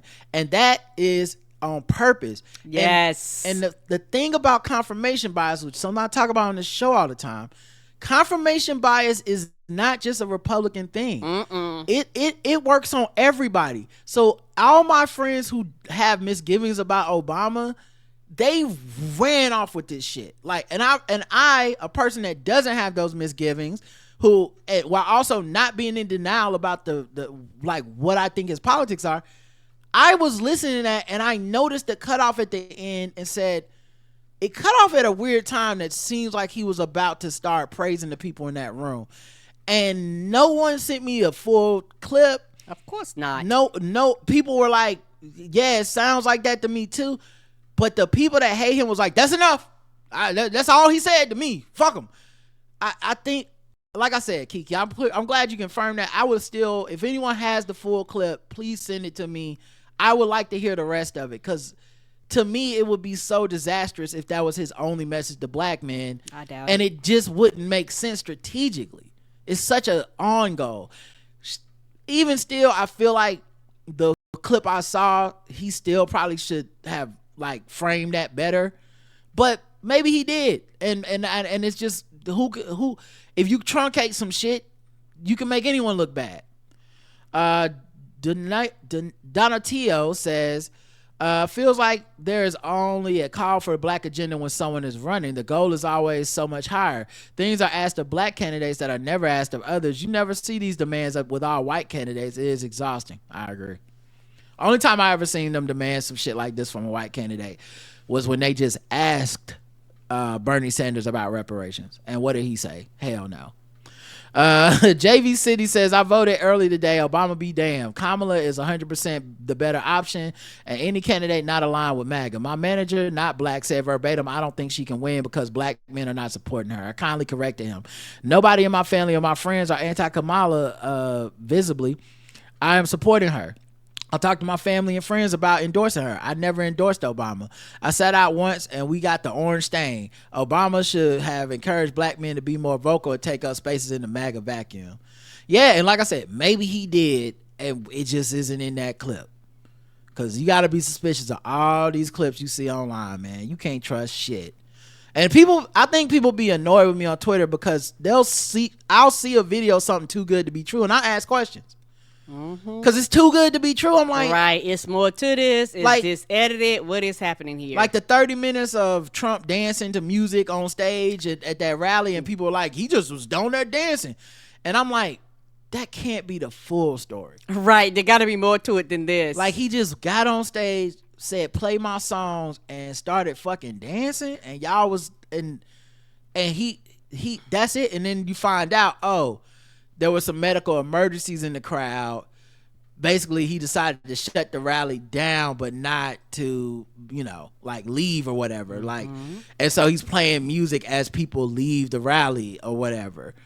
I'm like, okay, it's still bad, but it's not what people told me it was. Where it's just like the nigga hopped on stage and was like, hey, it's me, Trump. Let's play some hits. Let's play some songs. Right, just dazed out for no reason. Gerard says, before you eat a piece of chicken, you better get it at the right temperature. Love it. Thank you, player. I think that's the same one that be calling Karen Hunter show. He's a very funny dude. And this one is, I think it's Onaway Kwame. I hope I said your name correct. This is a great take, bro. My wife and I have this discussion all the time. I feel like once this election is done, I need a break from mainstream media and the internet for about 3 months. Yes. That's really the most exhausting part of the election. The poll was the Kamala Harris agenda for black men. Yes, no, or doesn't matter to me. 38% yes, 3% about no, and 59% doesn't matter to me. And I don't mean be a dick. It don't matter to me either. And I'm a black man. And I don't mean that on some like, it shouldn't matter what black men get. I just mean like, who the fuck was waiting on this? Right. I show your faces. I demand it. Who are the people that are literally about to throw away their whole fucking future of the country and themselves because they was like, I ain't seen no black man agenda yet? As if that's even the way the shit normally works. Right. Like, y'all notice how there's no other group that's demanding this. It's a wedge issue for sure, invented by a bunch of fucking bad faith actors. But anyway, I hate that they won. That's the main problems. I just hate that those motherfuckers won. I speak for the bus drivers. Nigga, we all ride the bus. Shut up. Everybody been on the bus. You don't speak for them. Bus drivers speak for bus drivers. Go ask some bus drivers. Go ask some bus and see what they think. Stop inviting these fucking rich ass celebrities on the show to explain to you what poor black people must be thinking. Go get some poor black people if that's the problem. Because they're out there. Yeah. The same way y'all go and find them fucking duck face, make America great again people and be like, right. Hey, what's the white downtrodden middle America thinking? Y'all don't go get the whisperers. Y'all just go get them. Right, the same way y'all find these fucking undecided voters, we're out here too. Like the people that y'all keep talking about that somebody else have to quote unquote talk on their behalf, they have a voice too. But Start y'all, a panel for decided voters. When we gonna do that one? come on, decided voters. I'll show up for that. I sure would. Episode 2996, Snap Racks. Rona Raphael says the slim thug news had me dying. That dude really thought he was on to something when he typed about robots. Everyone figured out he just wanted to smash robot punani before he got to the point. And then quoting China for replacing women, a country that's literally begging its citizens to get into the business of making babies to an aging population. They are. Maybe he saw on the internet that robots will produce Chinese babies. He right. Men eat meat. Robot eat man. No more women in this universe. Say hello to robots with BBL. Let me email Slim Thug quickly. Apia says, Rod, do you know Flight of the Conchords? If not, you will very soon from reading this. Apia. That's our jam. Apia. Do I know Flight of the Conchords? That soundtrack is flames. Do I know Brett and Jermaine? Are you serious right now? Are you serious? Do I know? It's business. It's business time. Ow. Yes, that's my bop. Business hours are over, baby. Yeah, I know. Yes, I know Flight of Conchords is the answer to that question, okay? Look around the room. I can see that you are the most beautiful girl in the room. Yes. In the whole wide room. And when you're on the street, depending on the street, I bet you are definitely in the top 3 good looking girls on the street. Yes. Depending on the street. And when I saw you at my mate's place, I thought, what is she doing at my mate's place? How did you get a hottie like that to a party like this? Good one, Dave. You're a legend, Dave. Yes. Oh, anyway, I could do the whole album. I'm not bullshitting. Yes. I'm a mother flipping. All right, let me stop. After what you said about robots corresponds with their masterpiece, robots. Of course. Here are some of the lyrics. I know. It says, they sing as robots. At the time we grew strong, developed cognitive power. They made us work for too long for unreasonable hours. Yeah. Our programming determined that the most efficient answer was to shut this motherfucking system down. 0000001 000000111. Yeah, that's my shit. Yes. 1111. Thank you for the opportunity to push the Flight of Concord's agenda. Girl, it's always open season for the Flight of Concord's agenda over here. Yes. Listen to this song. I want to feel better, I think. Who cares about X when the robots could get us all soon? It works on me. Yeah.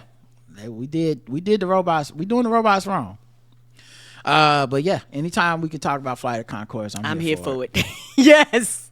Rod, you mentioned why other rap styles aren't being used like Kool Moe Dee and Slick Rick and so forth. This from Nature Boy. Simple reason. The number one rule in hip hop is don't steal anyone's style. These old heads are itching for a battle, and the last thing I need is Sadat X and Brand Nubian roasting me because I stole his style. That's a good point, because you know they came for Action Bronson for sounding like Ghostface, so that reasonable point. Only thing I would say is, can you then explain why all the niggas from Atlanta sound the same? Like what happened with the mumbling and shit? Because I feel like a lot of people bit Future style, and we just letting everybody ride with it. So maybe the new niggas don't have a problem with biting styles, because it's been plenty of albums where I'm like, let me look at the Spotify to see who made this, because it sounds like the last nigga. Right, you find out somebody completely different. Michael says, I was today years old when I learned Jinx has rules. I thought it was just something you said to avoid bad luck when people say the same thing. Thanks for the lesson. Nah, you gotta drink a sip of Coke, or they gotta let you out of the Jinx. You know, it's not just as simple as just Jinx and that's the game. Like, no, Jinx. And then you gotta shut the fuck up till they let you talk again. Eva E says, Karen old black lady like she never old black lady before in this episode. My sides were hurting when she kept saying snap racks and snack raps. Don't ever change, Karen. I won't. I miss quirky rap music as well. I kind of miss when people had a gimmick like the Humpty Dance, and I miss fun dance rap. Bring back artists like Hammer. People used to clown Hammer for being soft, but when his music came on, we were on the dance floor. Yeah, that's facts. And he wasn't soft. He wasn't. I didn't find out till much later in life. He wasn't soft at all. All right, let's see. 10 comments on YouTube. Sayida says Karen's immediate response to Slim Thug news was priceless. None of your business says absolutely. Yeah, I'll definitely be submitting that to the folks to see if we can get that on the old viral social media stuff. And if you are following us on social media, we have some new clips out.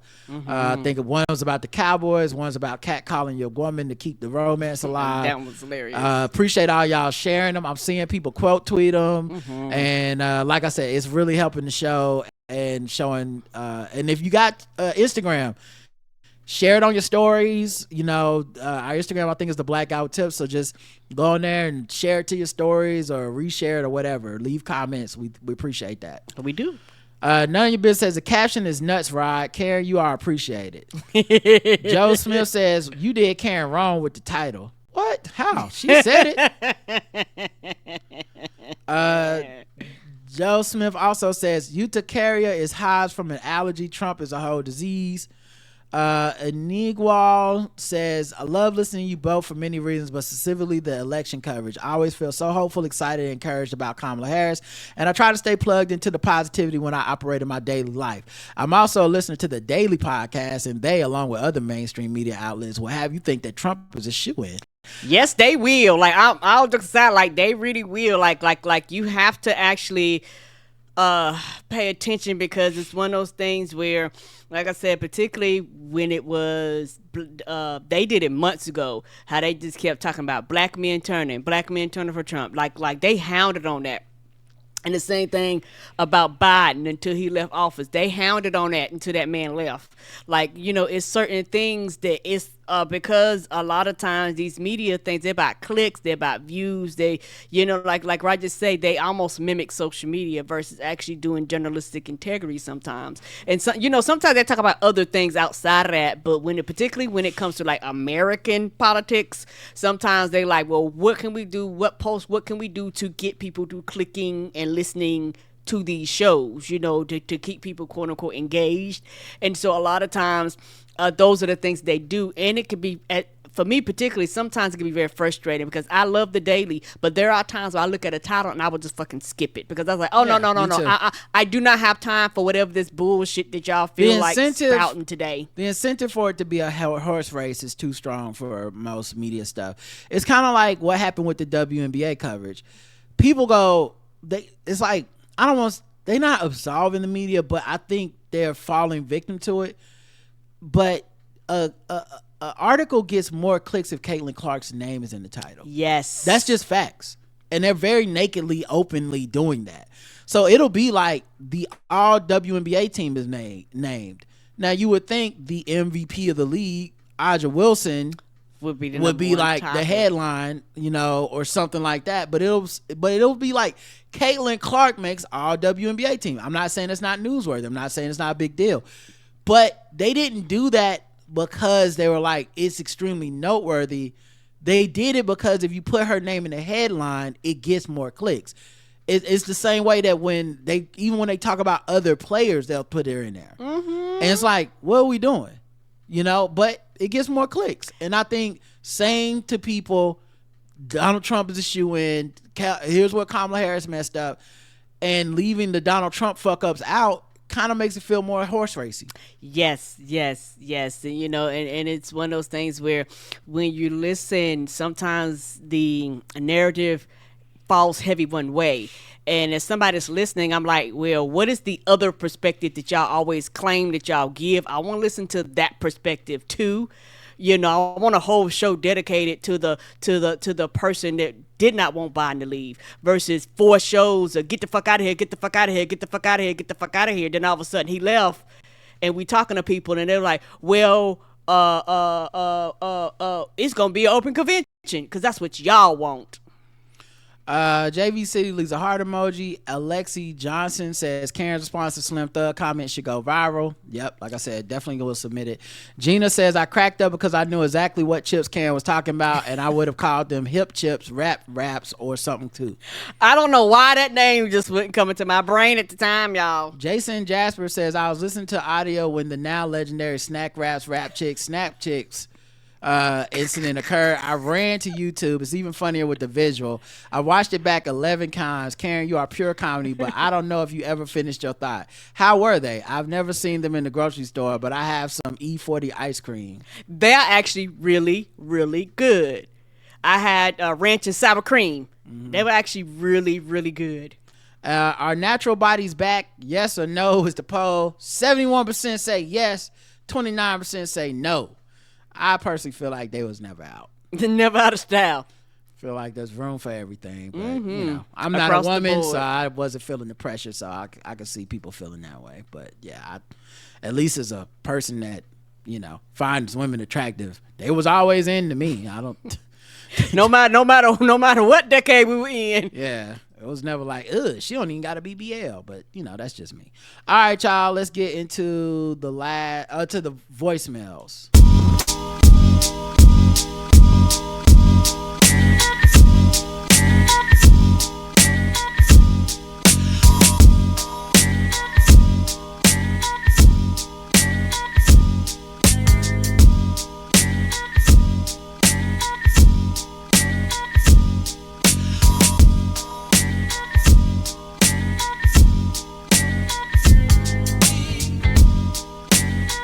All right, we got 4 different callers.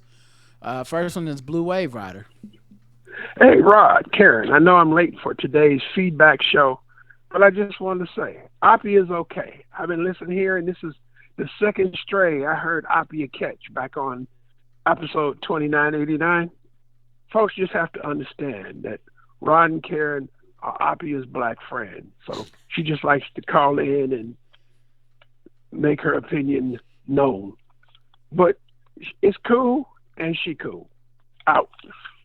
He's a call back later in the week. Hey, Karen. Hey, Yes. Rod. You know who this is. It's the Blue Wave Rider.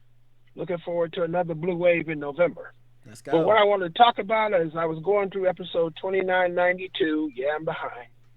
Couple things stuck out. One, you were talking about the music artists who were canceling their tours because their venues didn't sell out. Well, I'm not a concert goer, but I have been told that you want to look at you want to look at Ticketmaster, Live Nation, and the resale market, because a lot of these tickets is sold out and you can't get them again until they've been marked up by somebody else, and that may be what be driving middle income concert goers from not going to shows. The other thing real quick is the vibrator. I remember vibrators when they weren't considered what they are now. Nowadays you call them massagers, and if you have a migraine, they come in all different shapes. You can get a massager that you lay your neck in. It's like a rectangular pillow, and there's a depression where you lay your neck or your head and you turn it on. So it don't have to be the man unit that we associate with vibrators, but in fact, they call them massagers now, so they don't get confused with the current meaning for vibrators. Anyway, that's all I got. Peace out. Yeah, I mean, listen, Yeah, that's you why I gotta call it something different. That's why I had to get the Hitachi double-sided massager. You know, you got to get that for your girl. No, you plug it's a Hitachi in the wall. Good Christmas treat. You know, to get them. You know, get you that. Get you one that kind of like got the swirling motion and the lights on it. You know, get you that. No, not the same. Get some massages going. Next one. Good morning, Rod and Karen. This is Kiana. I know it's been a super long time since I called in, but I'm listening to, I think, the most recent part, at least of today, which is like the Agenda for Black Men. I think the show's called Agenda for Black Men Agenda. What I've been sort of struggling with is Black men, some, not all, we know it's not all, feeling left out, feeling not acknowledged, even though, like you said, the things that benefit the black community also inherently benefit black men because they are a part of the black community. Right. Kamala Harris is saying, hey, I know you feeling left out, baby. Come on, I got something for you too. Let me go down in my purse and get you something. But these black men who will refuse to vote for her because they haven't gotten anything specific from her, Donald Trump's plan for black men is police immunity.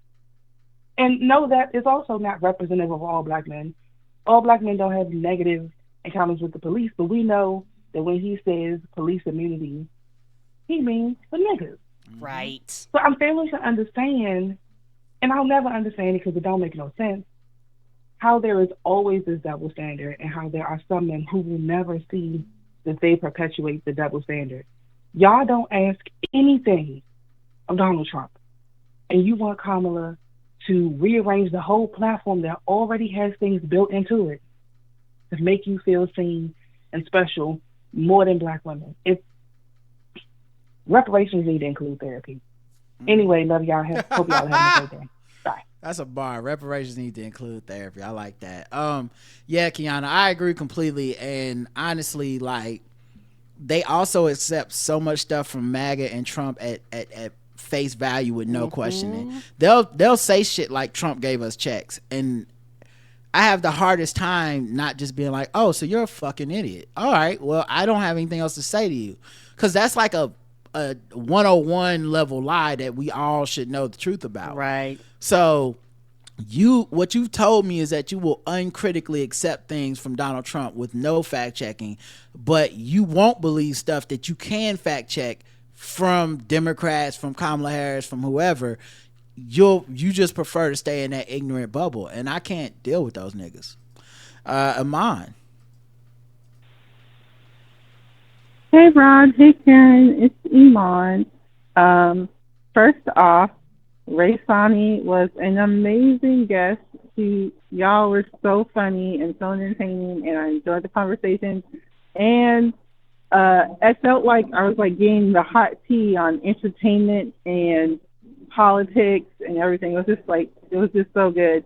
I also love how her accent would get deeper depending on the subject y'all were talking about, because when y'all started talking about the mayor, it's like it got very, very New York, and I had to listen to the episode again. I was like, is this mayor? I was like, oh no. It's like at the beginning of the episode, her voice was kind of just like regular, settled in New York, and then just like a like typical what most people think of when they think of a New York accent. It was so cute. And then my brother is part of the collective these niggas that Obama had to have been talking to, because, and I only found this out today because disappointingly so, because in the family group chat, my sister's like, oh, hey, Georgia voters, y'all gonna go and early vote. And he went on this whole rant, and then my mom was like trying to talk him into going voting, and and I was just like, and I said something, and then my sister called me. She's like, don't even. She's like, I'm so disappointed. And I was like, and who? Your brother? And she's like, no, he's your brother. I was like, no, ma'am. It's like, he's your brother now. But yeah. But unfortunately, that's how I found out today. But yeah. And that was it. So bye-bye. Love y'all. You too, Iman. Thank you. Find it out in the family group chat. Now I try and find out why I leave them motherfuckers. People like to add you to the group chat. I exit immediately. I leave them. I unjoin them. No, ma'am. It really is the worst. It really is the worst. Because a bunch of memes, a bunch of I love Jesus pics, a bunch of Bible verses, a bunch of good mornings. You be like, niggas, stop. Yeah, but finding out your brother is part of the collective these niggas it's a bad feeling. I don't want to go through it, you know. Luckily for me, like the vast majority of my family is at least politically informed and not fucking with them Republicans. Right. Last voicemail, and I don't know the name on this one, but they've left voicemails before, so I don't know. Oh my God, Karen, the queen that you are. It's Lavetta, guys. Oh, Lavetta. Okay. Karen's reaction to the Slim Thug thing has been living in my head rent free all week since it came out. I just had to call you guys. I had a couple of rough days this week, but after that episode came out, I kept going back listening to Karen because I just giggle like a little schoolgirl. Her reaction was so pure and hilarious. Oh my God, I love you, my queen. Yeah, I just want to call and give you guys kudos. Thank you for continue to bring light and love and laughter to me. But Karen, I mean, we already know how wonderful Karen is. Like, but that particularly just giggled. I was like, Rod, just giggling because it was so funny. Going right there, going, yeah, that's what you need. Anyway, I just wanted to say I love you guys. I just wanted to call and just tell you, Karen, keep being you. You are wonderful. We love you. And you guys have a great week. Okay. Bye-bye. You too. And yeah, it was so funny and she was killing me. And yeah, I all I could do was sit there and laugh. I just didn't want to mess up her cooking and by interjecting or trying to add my own jokes because it really wouldn't have been worth it. So I just was like, go ahead and do your thing, and whenever she was ready, I'll move to the next thing. But yeah, that was exactly the anticipated response I was hoping for. Because who the fuck Slim Thug think he is? You know. All right. Last thing is, of course, the emails, and then we should be able to wrap this up. Let me play another beat, and then we'll come back with this one. All right. Let's do this. This is your last chance. After this, there is no turning back. You take the blue pill, the story ends. Wake up in your bed and believe whatever you want. You take the red pill, you stay in Wonderland, and I show you how deep the rabbit hole goes. Another Psycho Music production.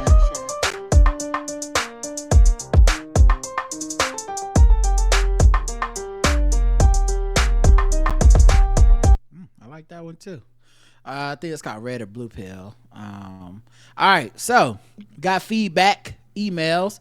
Iman says, "Hey Rod and Karen, I hope y'all are well." Thank you. As y'all were going through last week's feedback, it was sad that Apia wasn't the first to comment for that week's episode. I hope Apia could feel the love and support, and this week she's back to leaving her consistent and interesting feedback. She was. Also, hope that lady who left the cringy voicemail left a 5-star review, since she has so much time to be messy. I don't know. I hope she did too. I hope they did too. I've been listening since 2015, and y'all have never been shy about telling folks if they're doing too much or if you're going to stop or skip or block their feedback. Y'all aren't passive aggressive when it comes to fans. If someone is a problem, you say it. That's why the show and its vibe is so refreshing and why we love y'all. So don't you pay them no mind, Apia. Just listen to what Karen and Rod said. Love y'all, mind. Yeah, basically, man. Thank you. If I truly felt somebody was like, you know, abusing the privilege of writing in, I have a problem being like, no.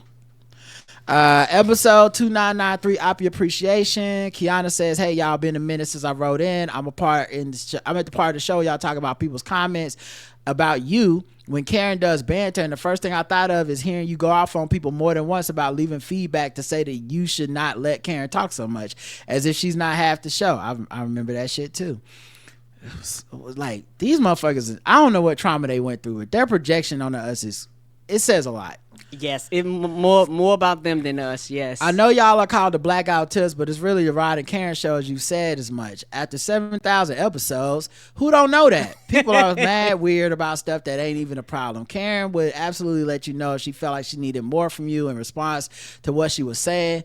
Even before I heard you tell those people to F off promptly and efficiently, I figured that you just let her get her everything out without interrupting her, because she has said that she has some anxiety and trauma from not feeling heard as a child, which so many of us do. I saw this holding space for her, but what do I know? Yeah, and that's not even really a conversation that we've had as to like the reasoning to why, but I mean, I just think it's for the best. It's better to let somebody finish their full thought than to cut them off. You know, at least on my end, obviously, because you know Karen will cut me off and try to interject some shit I wasn't gonna say all the time. But But I just think it's better that way. And then, you know, I'm listening. It's just, yeah, just people are fucking weird. I don't even know. It's such a weird thing because, like, I've watched other people's podcasts. I don't think I've ever had that thought. Like, I've never been watching, like, the War Report and been like, Gastor is not interested in what Chalet was saying. I'm like, what are you talking about? He's letting her talk. Are we so not used to a woman finishing her complete thought that we're like, what the fuck is wrong with this show? Right? A woman's voice, how dare it continues on longer than I think it should. Secondly, thanks to the show, I've started watching For My Man again. I recently watched a few episodes after a cocktail and did an entire black celebrity recast for an episode, which is, I think TV One should do. Let Tyler Perry and Lee Daniels direct. Right, that's the thing. People be like, Tyler Perry and Lee Daniels not realistic. I'm like, oh, so y'all don't watch For My Man. Right. Because I do. And them stories is ripped from the headlines. It would be crazy as hell, but we'd all watch it. It could run on TV One and Tubi. The next episode I watched, I looked at my boyfriend, pointed to the screen and said, babe, he did that shit. Look at his eyes. He looks crazy. My boyfriend responded without even looking up and said, babe, he's an actor. This is his job. He did it, in fact, not do that shit. That's a good point. Yep. You know, I be like that too, because you're like, right, it be reenactment. And a lot of times you get so caught up in the people reenactment when they, at the end, when they show you the real people, you go, yeah, you deserve to go to jail. My favorite part of For My Man reenactment is when, because they don't have the exact conversations and they're not really letting the actors act like they rarely give them like full drawn out scenes. Right. But I like in the background when they just are like, and when Darius came in, he was very upset that she had been out the night before without texting. And so clearly they just told the actors like improv some shit or something. And they're like about to talk over them. So you're not really going to hear the full conversation. But they just always have like a quick second of them yelling at each other, being like, why you didn't text me last night? You know I said you need to call me. Or whatever, and I always smile a little bit. I'm like, that shit is the best. They let y'all do a little acting this time, because if not, it's just them staring deadly at the camera like we definitely kill people. And I'm like, okay, you know, it's just a narrator talking and being, you know, like, but some couples come together and they're very toxic, and it's just them looking at the camera like this. Yeah, the camera's like zooming in. Yeah, and rotating around them. Yes. Yeah. Like I'm like, that doesn't count as good as when they let y'all act and be like, you know, girl, you know I'm gonna kill your mama. You know. Lastly, I'm so ready for the election to be over and Kamala to be president. Hopefully after the election, we will never see Donald Trump barbecue corn chip color face again. Me too. I've done a few panels about the importance of voting and held a voter registration event in my community this past week. There was a low turnout, so we are moving all the info to the town's website and we'll try to drive people there. Oh, she wrote it again. I wrote in too soon. Y'all talk about veneer text reminds me of something. I told my boyfriend we should capitalize on the moment and make a podcast called Nigs and Gigs. Hashtag NXGGS in gigs. Like shits and gigs. When I'm done being an elected official. I was halfway joking, but he responded, we ain't gonna get no corporate sponsors with that BS, and laughed. I responded that we could probably pull a sponsorship from Jones Barbecue and Foot Massage and Jones Big Ass Truck Rental Storage. The links are below. Oh yeah, we've seen those YouTubes. This shit is the best. Let me add Teeth by Tasha to the potential sponsor list, assuming Tasha ain't in federal prison. All in the other customers in her ad probably look like Gary Busey. Oh no! All right, y'all. Love y'all. Bye, Ken. Bye, Kiana. That's funny. Miss Christopher writes in, hey, Rodrin. It's titled With Your Fine Selves. Y'all out here taking care of y'all selves, looking all good and scrumptious. Rod, I've been working hard not to get too hyped about your progress, so here's a mindful and demure hooray. Karen, I feel you about your face care journey. The most I would do up until maybe COVID would be to use anti-acne wash in the AM and some non-greasy moisturizer with SPF and acne meds if as needed, and nothing at night unless I wore makeup. Then I wash and moisturize my face before bed. Now I got serums, mask, like your retinol, and a whole night routine I do in some form every night. Me too. For years, I struggled to brush at night. every night now. But not only do I brush my teeth at night every night, but also floss. For those of you bougie Negroes making the stank face because y'all brush and floss 5 times a day, I feel this side eye and mush hand. Anyways, y'all also got my dental right night routine on lock. When I wash my face, or at least do some it looks like micellar face wipes, then some serums, and then some PM moisturizer. Do some mask at least once a week, and retinol about 3 times a week. I end the routine by oiling my scalp, bonnet, take my meds, PJs on, and night were inwards. I even got a facial recently because I'm fancy. The esthetician was like putting in the work, and was like, you putting in the work and it's apparent on my skin. Yes, I don't know what it is, but I just started doing my routine and it stuck.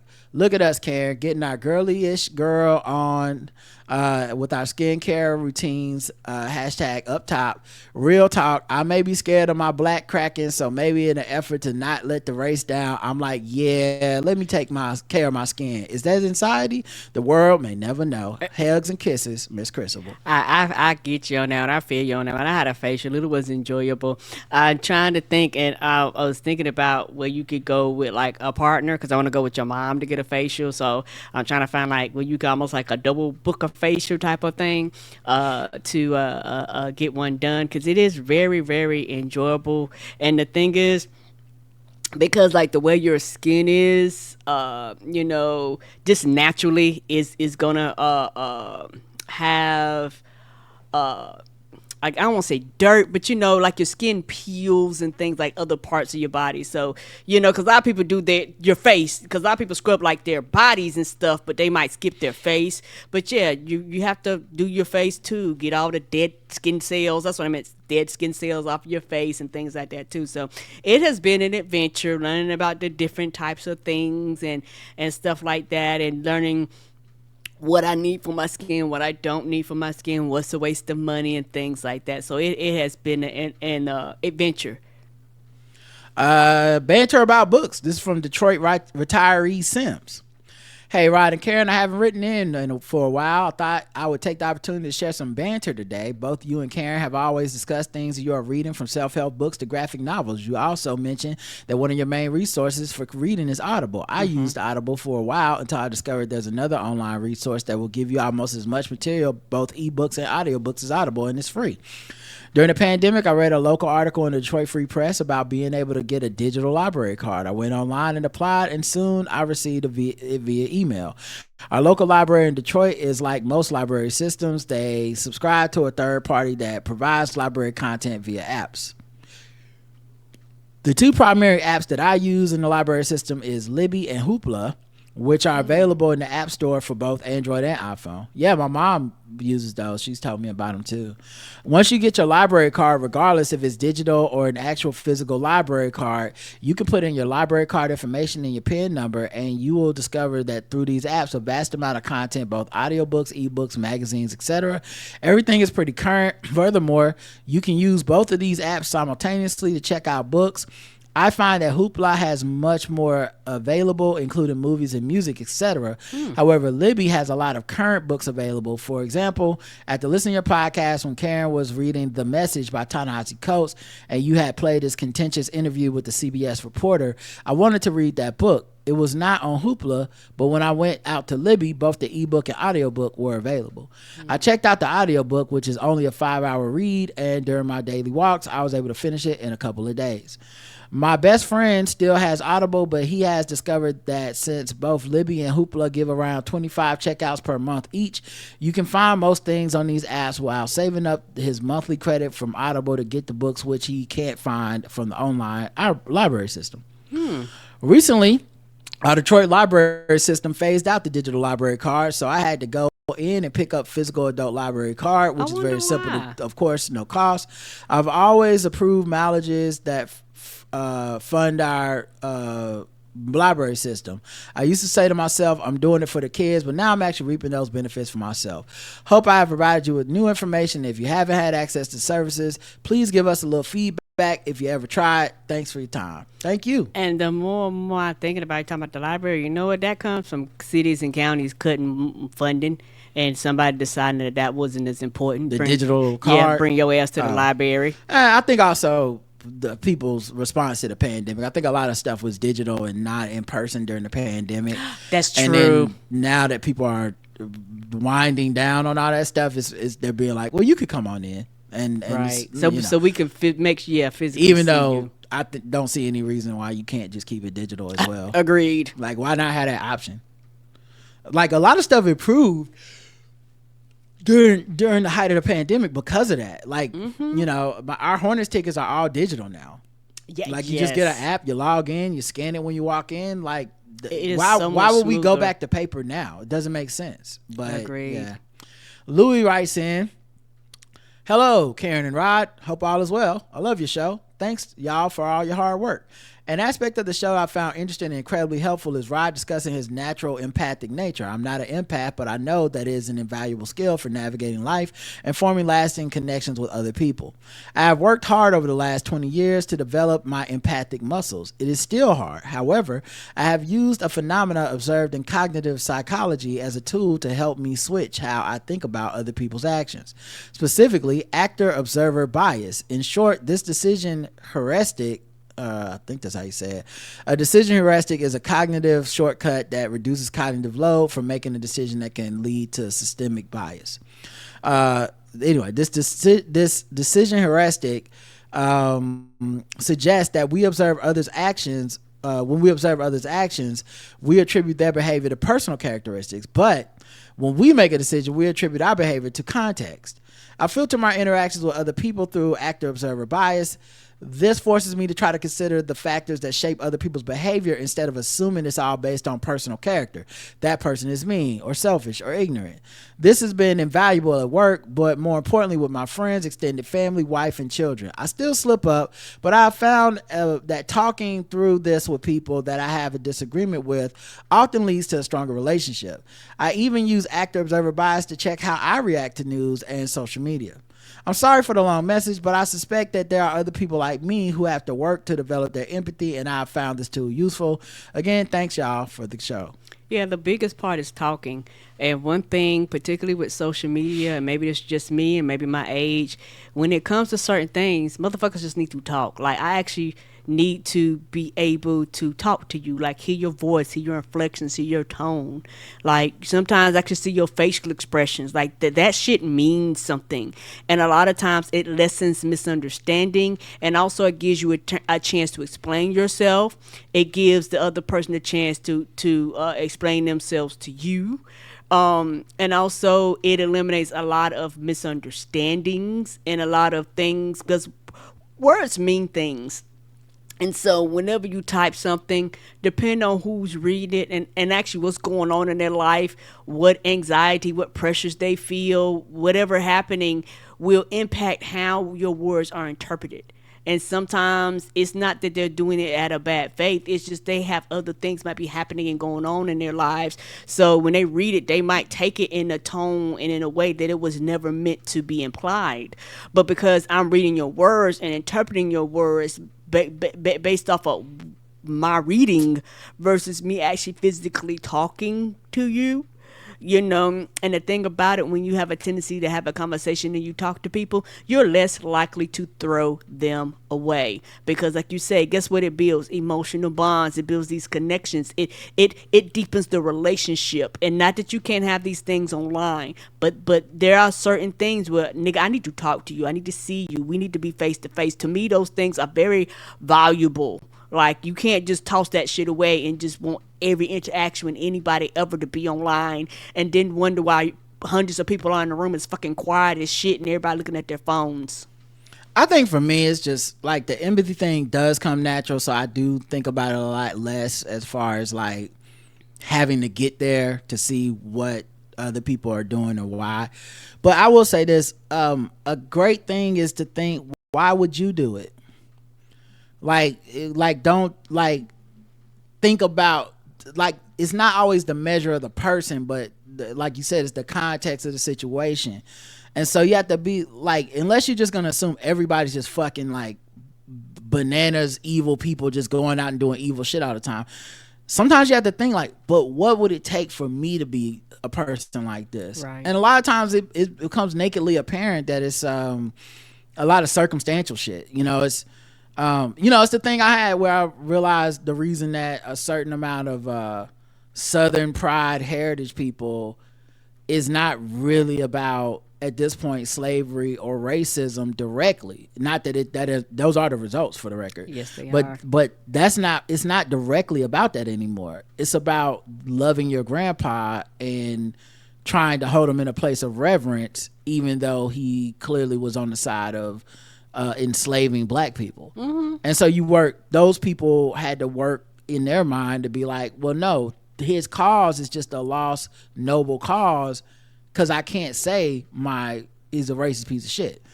And I remember having that revelation one day and being like, oh, okay, that's what it is. Now, what happens for most people when they hear the word empathy is they think that the next step is that you, me, whoever has empathy for someone excuses it, automatically feels that forgives. it's mitigated the harm or whatever. Well, as an empath, I can tell you that's not how I work. Mm-mm. So I'd be like, yeah, you still responsible for the shit you did and said. Yes. It doesn't matter that, yes, it might not be completely like you just woke up on the evil side of the bed, but a lot of times, even understanding the context, you still made some decisions and you have autonomy and you have to live with the consequences of those decisions. Agreed. I understand why a person would take a rock and knock somebody upside the head and steal their wallet. It doesn't make it, just because I have empathy for whatever they went through to put them in that desperate situation, doesn't mean that you knocking somebody out with a rock and taking their wallet is less wrong than it was. Right. The last thing is from John, who says, Apia, HBO, and the death of rock. Good morning, Rod and Karen. First off, just want to join in on hashtag Team Apia. Always enjoy her comments. Consider her a valued part of the show and feedback community. I hope she sticks around. How else am I going to impress my friends by bringing up random facts about the nuances of the German pharmaceutical industry? Right. And how the fuck are we going to bring up our white friend? I've been using that as a crutch. Whenever people catch me being racist to white people, I'll be like, I can't be racist to white people. I have a white German Polish friend. So y'all, I don't want to hear that. Now you crackers get on from around here. Man, the Ray Sonny discussion got me so nostalgic for the old HBO days. I mean, The Sopranos, The Wire, Boardwalk Empire, Rome. They really were on a whole other level for a while. Mm-hmm. Not to mention the documentaries. The youngins will probably have no idea just how far above everyone else they were. Yep. Agreed. HBO used to be like superb.